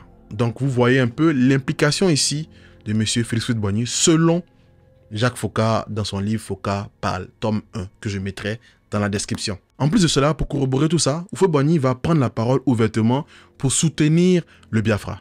Les Biafrais sans armes luttent désespérément pour leur indépendance, écrasés par leurs propres frères, assistés de 2 grandes puissances dans leur détermination. Comment voulez-vous qu'on prenne en considération nos plaintes, nos protestations, contre l'Afrique du Sud, la Rhodésie et le Portugal, quand nous acceptons de gaieté de cœur ce véritable génocide que connaît le Biafra. Je condamne tous les fanatismes sans fin. Je suis et demeure en effet, et je ne le serai jamais assez, un fanatique du dialogue, de la démocratie, donc de la non-violence et de la paix. Enfin, une concertation s'imposera à nous, même si, en raison de sa supériorité militaire en hommes et en matériel, le gouvernement fédéral du Nigeria venait à occuper la totalité du Biafra, le problème de la sécession ne serait pas résolu pour autant. Après, les motivations de Houphouët-Boigny peuvent être humanistes. Hein. Peut-être qu'il a envie qu'on cesse de massacrer des enfants, qu'on cesse de tuer des civils dans cette guerre. C'est légitime. Mais en tout cas, c'est l'implication de M. Félix Houphouët-Boigny dans cette guerre qui est là. Pour parler comme un Ivoirien. Quant à Omar Bongo, il va mettre à disposition sa capitale pour toutes les opérations militaires qui seront diligentées par le SDEC. Jean-Marie Beaupré et Maurice Delaunay, qui était à l'époque ambassadeur de la France au Gabon, va se transformer en marchand d'armes. C'est lui qui va effectuer les transactions d'armes, qui va acheter les armes et qui va les livrer au Biafra. C'est pas moi qui le dis, c'est Foccart qui le dit. Le journaliste pose la question. Qui organise le circuit d'acheminement des armes par le Gabon et par la Guinée espagnole qui devient indépendante le 12 octobre 1968 sous le nom de Guinée équatoriale? C'est la question. Et Foccart répond. Les opérations sont coordonnées sur place. Delaunay et Maréchal Beaupré sont les principaux organisateurs. Et le journaliste renchérit. Ce sont eux aussi qui s'occupent des mercenaires? Et Jacques Foccart répond. Oui, en tout cas, je n'ai pas de contact avec des mercenaires ni avec le chef Bob Denard. Maurice Delaunay lui-même, avant sa mort, va confirmer les propos de Jacques Foccart. J'étais responsable à Libreville de tout le ravitaillement du Biafra. Il y avait des bateaux qui arrivaient à Libreville, qui déchargeaient des armes de toute origine. Il y avait des armes chinoises, il y avait des armes françaises, il y avait des armes sud-africaines, un peu de tout. Libreville était le point le plus proche du Biafra. Donc tout était stocké à Libreville. Tous les soirs, on chargeait un avion qui partait vers le Biafra. Vous avez compris un peu comment la France était impliquée dans cette guerre, comment le Gabon était impliqué dans cette guerre et comment Félix Houphouët-Boigny était impliqué dans cette guerre. Je pense intrinsèquement qu'il a eu une fibre humaniste parce que en Côte d'Ivoire, il y a une commune qui porte le nom de Biafra où de nombreux réfugiés venant du Nigeria ont été accueillis. Ojukwu a même élu domicile en Côte d'Ivoire à la suite de la défaite de cette guerre pendant longtemps avant de retourner au Nigeria où il est mort. Voilà un peu l'histoire. Voilà un peu l'implication de la Côte d'Ivoire dans le cas de la guerre du Biafra qui a quand même fait 2 millions de morts. Il ne s'agit pas ici de dire que Oufou a bien fait ou il a mal fait ou il aurait dû choisir le gouvernement ou aurait dû choisir le Biafra. Je vous mets en perspective un conflit qui a fait 2 millions de morts. Mais vous l'avez compris, désormais, les deux pistons de la France-Afrique sont désormais Félix Houphouët-Boigny et Omar Bongo. Et leur collaboration n'allait pas s'arrêter au cas du Nigeria. Leur collaboration allait s'étendre à un pays voisin du Nigeria, en l'occurrence le Bénin. En Afrique, la situation est confuse. Au Bénin, ex-État du Dahomey, c'est ce matin très tôt qu'un DC-8 a débarqué des mercenaires sur l'aéroport de Cotonou. Dès le début de l'attaque, le président du Bénin a lancé des appels à la radio. Il a demandé aux militants révolutionnaires de prendre les armes pour soutenir l'armée qui affrontait déjà les mercenaires. De nombreuses fusillades ont été entendues dans la matinée dans le centre de Cotonou. En début d'après-midi, on apprenait que les mercenaires étaient en déroute. Ils sont, semble-t-il, retranchés ce soir sur l'aéroport de Cotonou, mais on ne sait pas qui sont ces mercenaires blancs, ni pour le compte de qui ils ont tenté ce coup d'État. Le 17 janvier 1977, un avion Douglas DC-7 décolle depuis Libreville, direction Cotonou. Mission, renverser le président du Bénin de l'époque, M. Mathieu Kérékou. Et à bord de l'avion, il n'y a pas que des mercenaires. Il y a l'homme qui est choisi par la France et par d'autres pays pour remplacer ce dernier. Mais commençons l'histoire là où elle a commencé. Le cas du Bénin est très particulier parce que dans les 3 prochaines vidéos que je vais aborder cette chaîne, je parlerai de l'histoire du Bénin. Donc je ne vais pas rentrer dans les détails, mais je vous plante le décor. Aux indépendances, le président du Bénin n'est tout autre que M.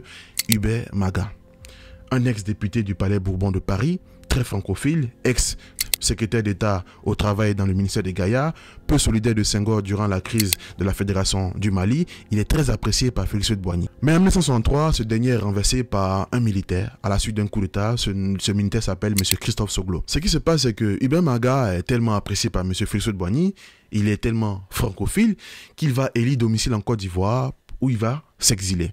En 1970, suite à un flou constitutionnel, suite à des problèmes, il revient donc au pouvoir. Mais en 1972, il y aura également un nouveau coup d'État. Un militaire du nom de Mathieu Kérékou va effectuer un coup d'État sans effusion de sang. À la suite de ce coup d'État, il va arrêter les 3 précédents présidents du pays. Le coup d'État, je vous ai dit, le Dahomey est trop petit pour avoir 3 présidents. Et ensuite, la proclamation, référez-vous à la proclamation, ce que nous avions dit, c'est vrai. C'est tout. J'ai envie de dire jusque-là, rien d'anormal parce que sur le continent à cette époque, les coups d'État étaient pratique courante. Il a une doctrine communiste, donc il va avoir une approche politique marxiste, on va dire. Et ça fait peur à beaucoup. D'autant plus que la France, comme je vous l'ai dit, a eu la mission de veiller à ce que le communisme ne s'étende pas à d'autres pays sur le continent. Donc la France sera en alerte. Valéry Giscard d'Estaing a dès cet instant Mathieu Kérékou dans le collimateur. Mais autre point très problématique, c'est que Mathieu Kérékou va soutenir le Front Polisario. Le Front Polisario est un groupe armé qui agit généralement dans la région du Sahara occidental. Le Sahara occidental est une région peu habitée mais très riche en ressources naturelles dont le phosphate. Cette région a été occupée par le Maroc, mais dès le 14e, 15e siècle, elle a été annexée par l'Espagne jusqu'à la période de M. Franco. M. Franco, il fut, on va dire, président de l'Espagne à une certaine époque. Si vous avez vu l'histoire, les 2 vidéos sur l'histoire de la Guinée équatoriale que vous retrouverez là, je parle là-bas de M. Franco, un monsieur très spécial. Va commencer donc une guerre pour savoir à qui appartient cette région. Sauf que jusqu'à 1975, l'Espagne avait annexé cette région, donc il n'y avait pas de débat, on va dire, parce que l'Espagne était en suprématie, on va dire. Mais en 1975, l'Espagne va quitter la région et donc le Maroc veut annexer la région. Ce qui pose un problème parce que le Front Polisario est contre le fait que le Maroc annexe la région.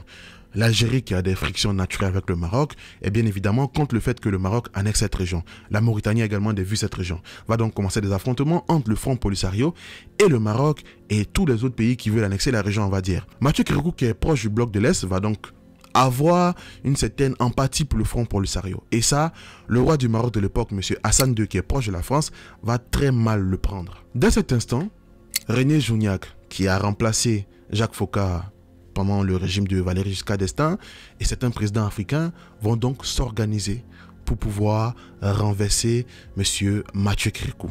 Une opération dans laquelle vous retrouverez impliqué Omar Bongo, Houphouët-Boigny, Gnassingbé Eyadema et surtout le roi Hassan II qui va fournir le financement et les terrains d'entraînement va être mise en place par l'intermédiaire de mercenaires. À cet effet, on va faire appel à un mercenaire que vous connaissez tous désormais sur la chaîne ici, M.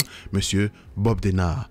Bob Denard sera donc appelé pour lancer une opération visant à éliminer, déstabiliser ou voire assassiner le président Mathieu Kérékou. Cette opération sera appelée l'opération crevette. Ce qu'ils oublient, c'est que les Béninois ne jouent pas avec les crevettes. Ils les croquent, ils les mâchent et ils les jettent. Et c'est ce qui va se passer. Parce qu'un avion va décoller depuis Libreville en partance pour le Bénin. Mais ce qu'ils oublient, c'est qu'il y aura un comité d'accueil. Et ça va très très mal se passer. Ils vont devoir fuir vraiment en catastrophe. Ils vont même oublier certains de leurs mercenaires sur le terrain. Voilà un peu la situation. Donc Houphouët-Boigny, une fois de plus, a été impliqué dans cette opération visant à renverser un chef d'État sur le continent africain. Mais dans la sous-région ouest africaine, s'il y a une histoire dans laquelle le nom de Félix Houphouët-Boigny revient beaucoup, sans pour autant qu'on ait pu avoir des sources tangibles de son implication, c'est le cas du Burkina.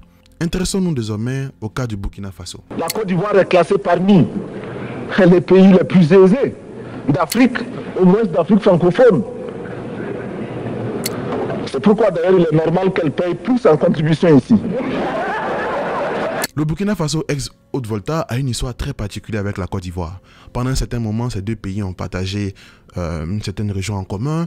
Houphouët-Boigny a toujours eu de très bonnes relations avec les présidents de Burkina. M. Wozin Coulibaly était un compagnon de route dans la création du RDA. Et quand M. Wozin Coulibaly est décédé, qu'il a été remplacé par M. Maurice Yameogo, ce dernier est très vite rentré dans les bonnes grâces de Félix Houphouët-Boigny. Parce que Maurice Yameogo fera partie des présidents qui vont le suivre dans son projet de Conseil de l'Entente et vont se désolidariser du projet de Léopold Sédar Senghor. Donc très naturellement, également, Félix Houphouët-Boigny a de très bonnes relations avec le président du Burkina Faso. Il les prend un peu comme des présidents petits frères, on va dire. D'autant plus que le Burkina Faso connaît des problèmes économiques très sérieux.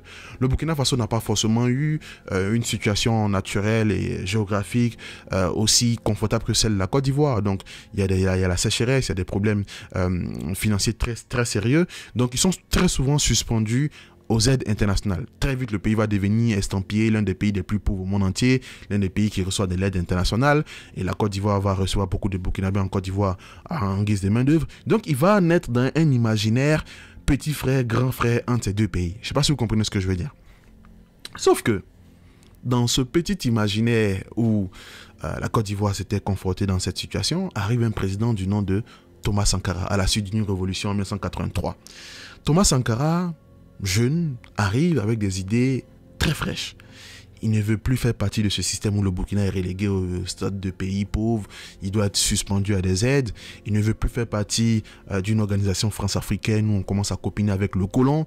Il veut une autonomie du pays, il se rapproche potentiellement de Kadhafi. S'agissant de la Libye, vous dites que l'on nous accuse d'avoir des relations étroites avec la Libye. C'est quand même curieux. Même à une certaine époque, c'est quand même curieux. Voilà un État souverain qui établit des relations avec un autre État souverain, qui les veut étroites, qui réussit à les avoir étroites, et on l'accuse. Pendant que d'autres ont des relations tout aussi étroites avec ce même État souverain, sans être accusés. L'on veut nous faire croire que nous avons là une maladie honteuse, une maladie à cacher. Alors, qui trompe qui? Parce que Kadhafi a fait partie de ceux qui l'ont aidé dans la révolution qui l'a mené au pouvoir. On en parlera plus tard. Donc, clairement, ça pose un problème déjà à la France. Et ça pose un problème à Houphouët parce que Houphouët-Boigny et Thomas Sankara auront des frictions dès le départ. Le 29 octobre 1983, à l'occasion d'un sommet de la CEDEAO à Niamey, l'ancêtre de l'UEMOA, la présidence du mouvement doit tourner et appartenir désormais au Burkina Faso. Ok? Sauf que Houphouët-Boigny s'y oppose et il traite Thomas Sankara de gamin impoli. Thomas Sankara répond et le traite de vieux gâteux. Il y a eu plusieurs officiels qui ont témoigné dans ce sens. Laurent Donald-Fologo et plein d'autres personnes éminentes sur le continent ont confirmé ces propos. Vous voyez donc que le contexte est planté. D'autant plus qu'on est dans une Afrique à l'époque où le droit d'aînesse était vraiment important. Est-ce que Houphouët-Boigny a eu une dent contre Thomas Sankara? Je ne m'engage pas sur ça. Quoi qu'il en soit, quand on pose la question à Houphouët-Boigny sur ses relations avec Thomas Sankara, il dit plutôt que ça va très bien. Alors qu'on ne vienne pas dans les journaux parler des différends entre Sankara et Houphouët. Quels différends? Qu'est-ce que nous ambitionnons qu'ils soient différents? Hein? La dernière fois qu'on a vu Thomas Sankara parler ouvertement et officiellement, c'était lors du sommet d'Addis Abeba. Et quelques mois plus tard, il a été assassiné. Je voudrais que notre conférence adopte la nécessité de dire clairement que nous ne pouvons pas payer la dette. Non pas dans un esprit belliqueux, belliciste. Ceci pour éviter que nous n'allions individuellement nous faire assassiner. Si le Burkina Faso tout seul refuse de payer la dette, je ne serai pas là à la prochaine conférence.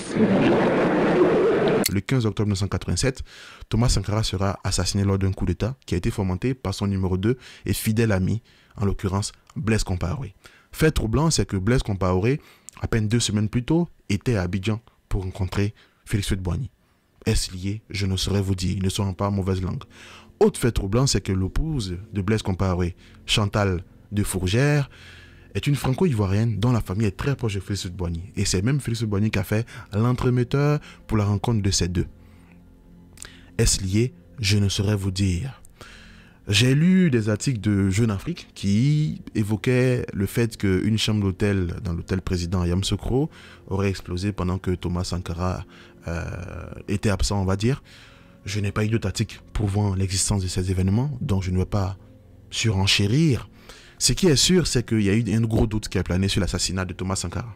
On ne savait pas ce qui s'était réellement passé à cet égard. Mais un doute plane. On se rend compte que Blaise Compaoré a certes assassiné Thomas Sankara, mais il y a des mains invisibles étrangères qui viennent de l'extérieur. Le premier nom qui revient très souvent, c'est le nom de M. Kadhafi. Kadhafi a été de ceux qui ont soutenu la révolution de Thomas Sankara et Blaise Compaoré au début, en leur fournissant armes et soutien. Et ça, l'ambassadeur de Libye au Burkina Faso à une certaine époque l'a confirmé. D'autres documents le confirment. Juste après, le capitaine Blaise Compaoré est venu en Libye en visite secrète en juillet 1983. Juste après son départ, la Libye a envoyé ce qu'il a demandé à Accra et là où il était acheminé vers Pau.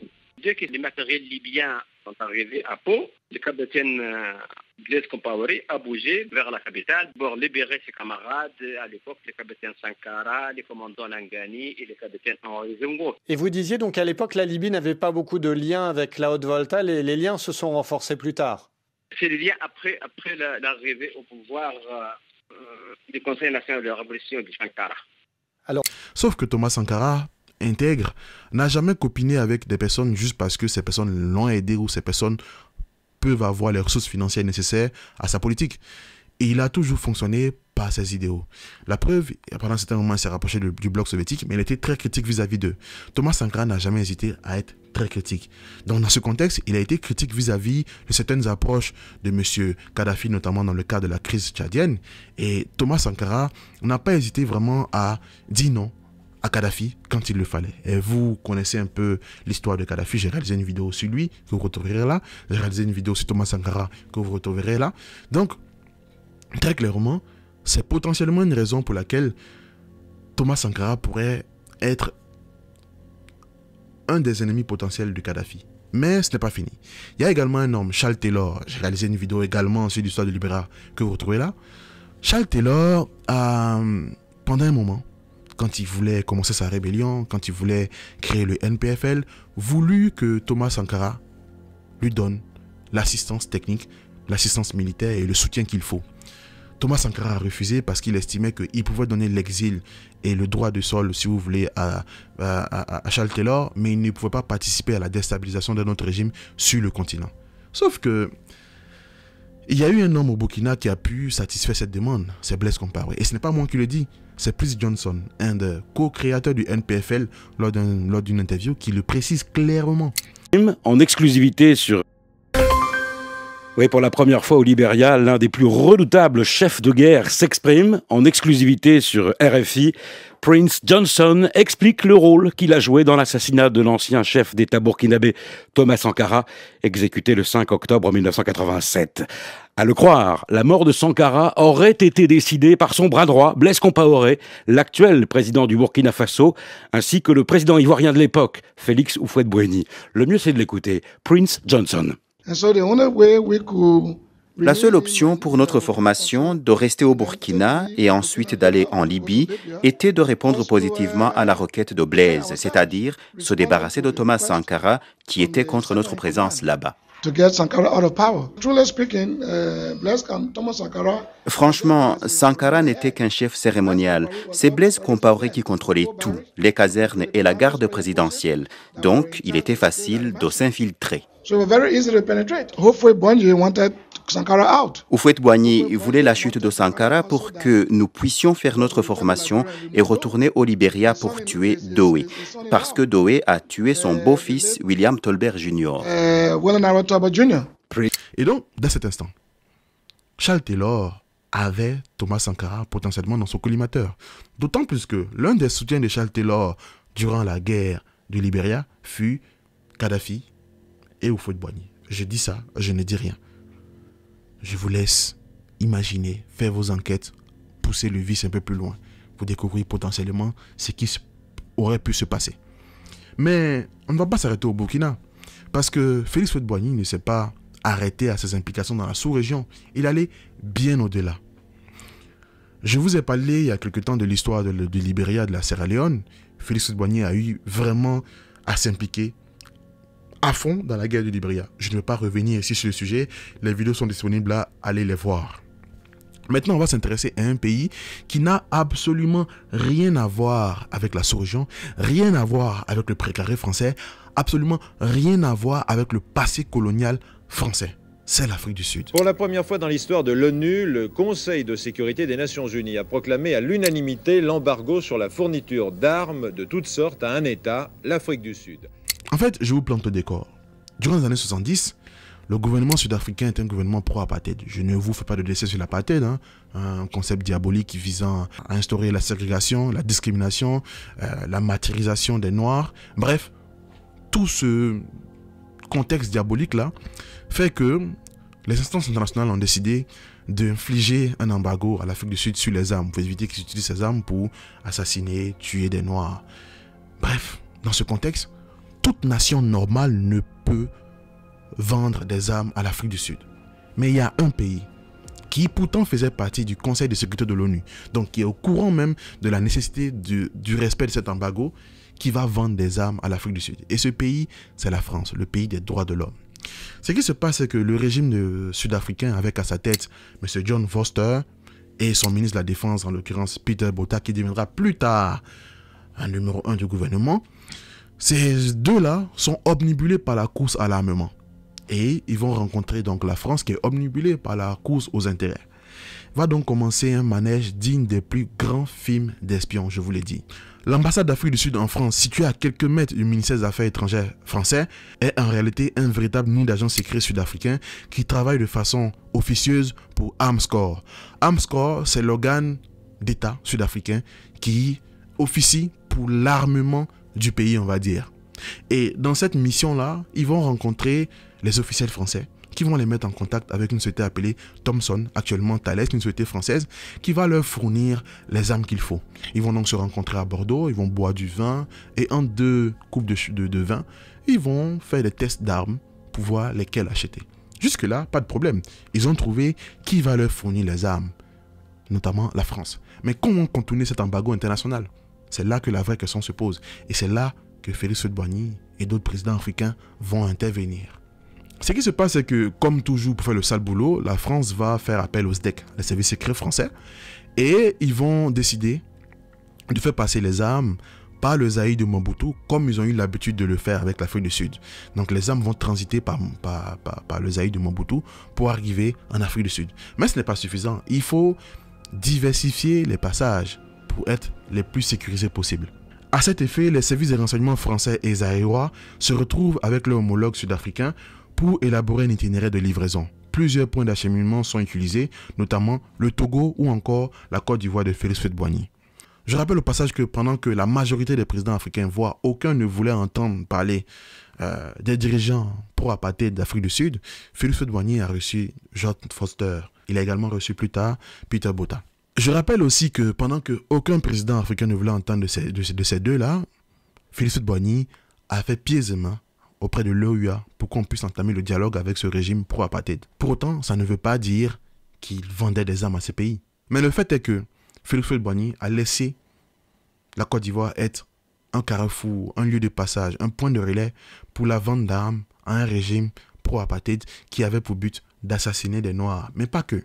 Parce que le régime pro-apartheid utilisait ces armes pour la guerre contre les mouvements anti-ségrégation, mais aussi pour la guerre d'Angola qui avait pratiquement plus de 500 000 morts. Je dis bien plus de 500 000 morts. Et je peux vous dire qu'il n'était pas bon d'enquêter sur cette histoire.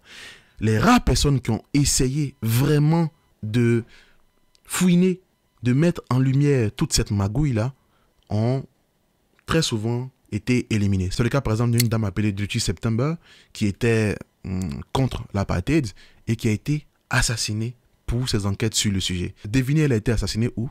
À Paris, en pleine journée. Mais naturellement, vous devez vous dire comment on a donc su tout ce qui se tramait. Qui a mis la lumière sur ce trafic? Qui a parlé ouvertement de Félix Houphouët-Boigny dans cette histoire? Eh bien, il y a eu certes les journaux, mais tous les journaux se sont appuyés sur un livre. Un livre écrit par un homme connu dans le milieu qui s'appelle Henning Van Vuren, qui est chercheur et militant anticorruption et ancien directeur de l'Institut d'études de sécurité. Ce livre a été appelé Apartheid, Gun and Money. C'est dans ce livre donc qu'il y a eu toutes ces affirmations.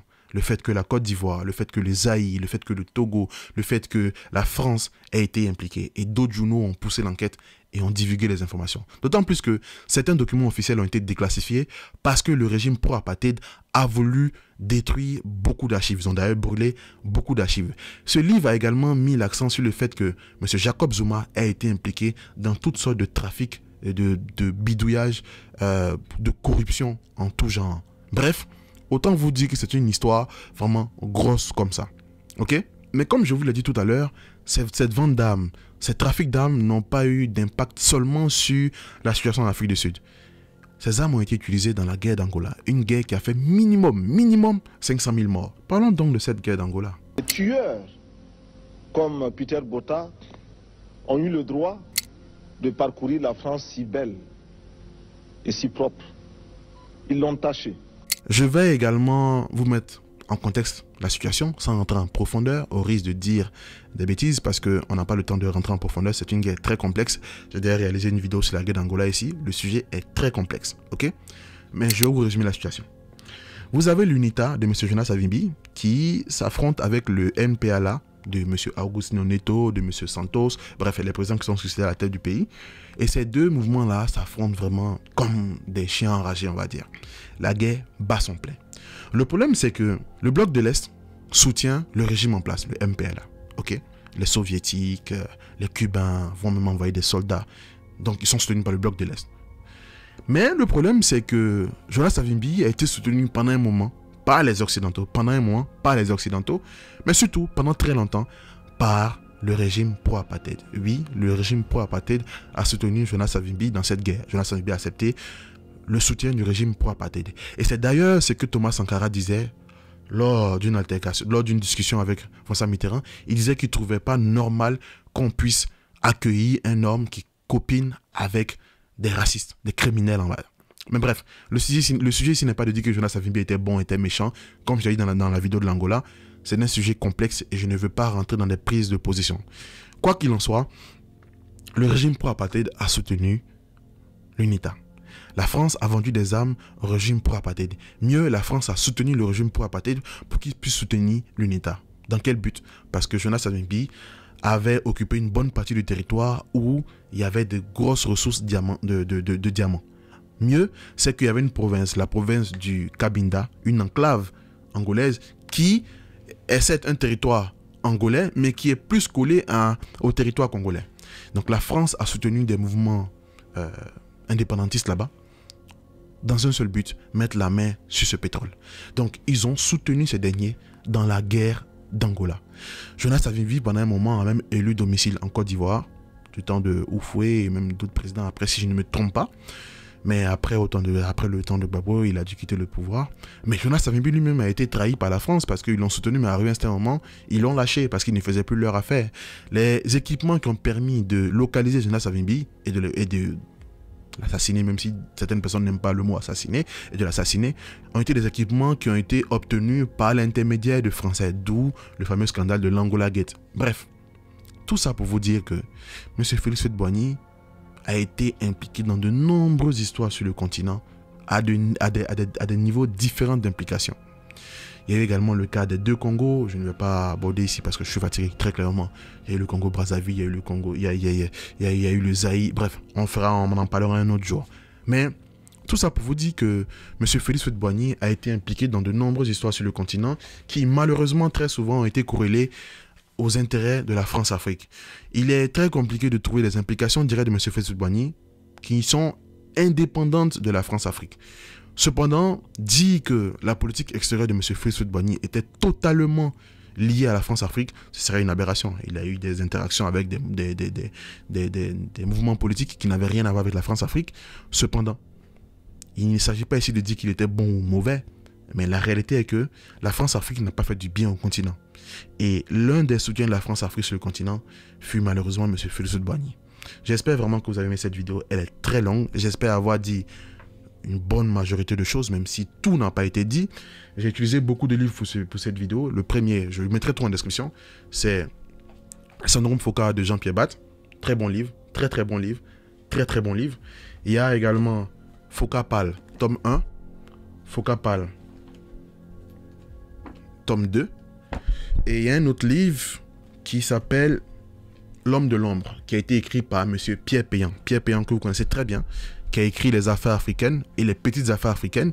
Ce livre-là lui a valu un procès de Jacques Foccart. Après, il s'est réconcilié avec Jacques Foccart, ils se sont entretenus. Donc, ce sont des livres qui sont très importants dans lesquels vous retrouverez toutes les ressources que j'ai utilisées, toutes les informations que j'ai utilisées. Ce sont des livres qui sont anciens, mais qui sont toujours d'actualité. Parce que la France-Afrique n'existe plus. Mais, je n'en dirai pas plus. Et il y a un autre livre que je vous présenterai une prochaine fois, qui est très bon. Mais comme maintenant, on nous regarde, on nous copie, je ne vais pas vous donner ça tout de suite. Ok? Donc, portez-vous bien. J'espère que vous avez passé un bon moment. J'espère que ça n'a pas été trop long. Dites-moi en commentaire si vous aimez ce concept. Je ne ferai pas tout le temps des vidéos trop longues parce que c'est épuisant. Dans les prochaines vidéos, on abordera des pays de la sous-région. Sénégal, Bénin, Guinée, je pense. Ouais. Guinée, j'ai déjà fait Sékou Touré, mais je pense que c'était trop résumé. Et puis, avant ces 3 pays-là, je pense que je vais faire une vidéo sur un pays qui n'a rien à voir avec l'Afrique de l'Ouest d'abord. Et on reviendra en Afrique de l'Ouest. Ne vous inquiétez pas, on parlera de toutes sortes de pays. Je tiens également à remercier toutes les personnes qui sont toujours dans l'onglet souscription. Là, j'ai 2-3 jours de congé. Je vais produire du contenu pour vous. Ne vous inquiétez pas. Je vais produire du contenu pour vous. Merci beaucoup parce que c'est grâce à vous que je ne fais qu'acheter des livres. Pendant un moment, j'achetais mes caméras, j'achetais mes micros. Ça coûte très cher. Mais depuis pratiquement un bon bout de temps, je ne mets plus aucun argent de ma poche. L'argent des souscriptions me permet d'acheter des livres en PDF, des livres en vrai, des petites documentations qui permettent de peaufiner un peu mes recherches. Donc, je tiens à vous remercier, je tiens à remercier les abonnés. D'ici là, portez-vous bien, bisous, lâchez des commentaires et puis on se dit à la prochaine.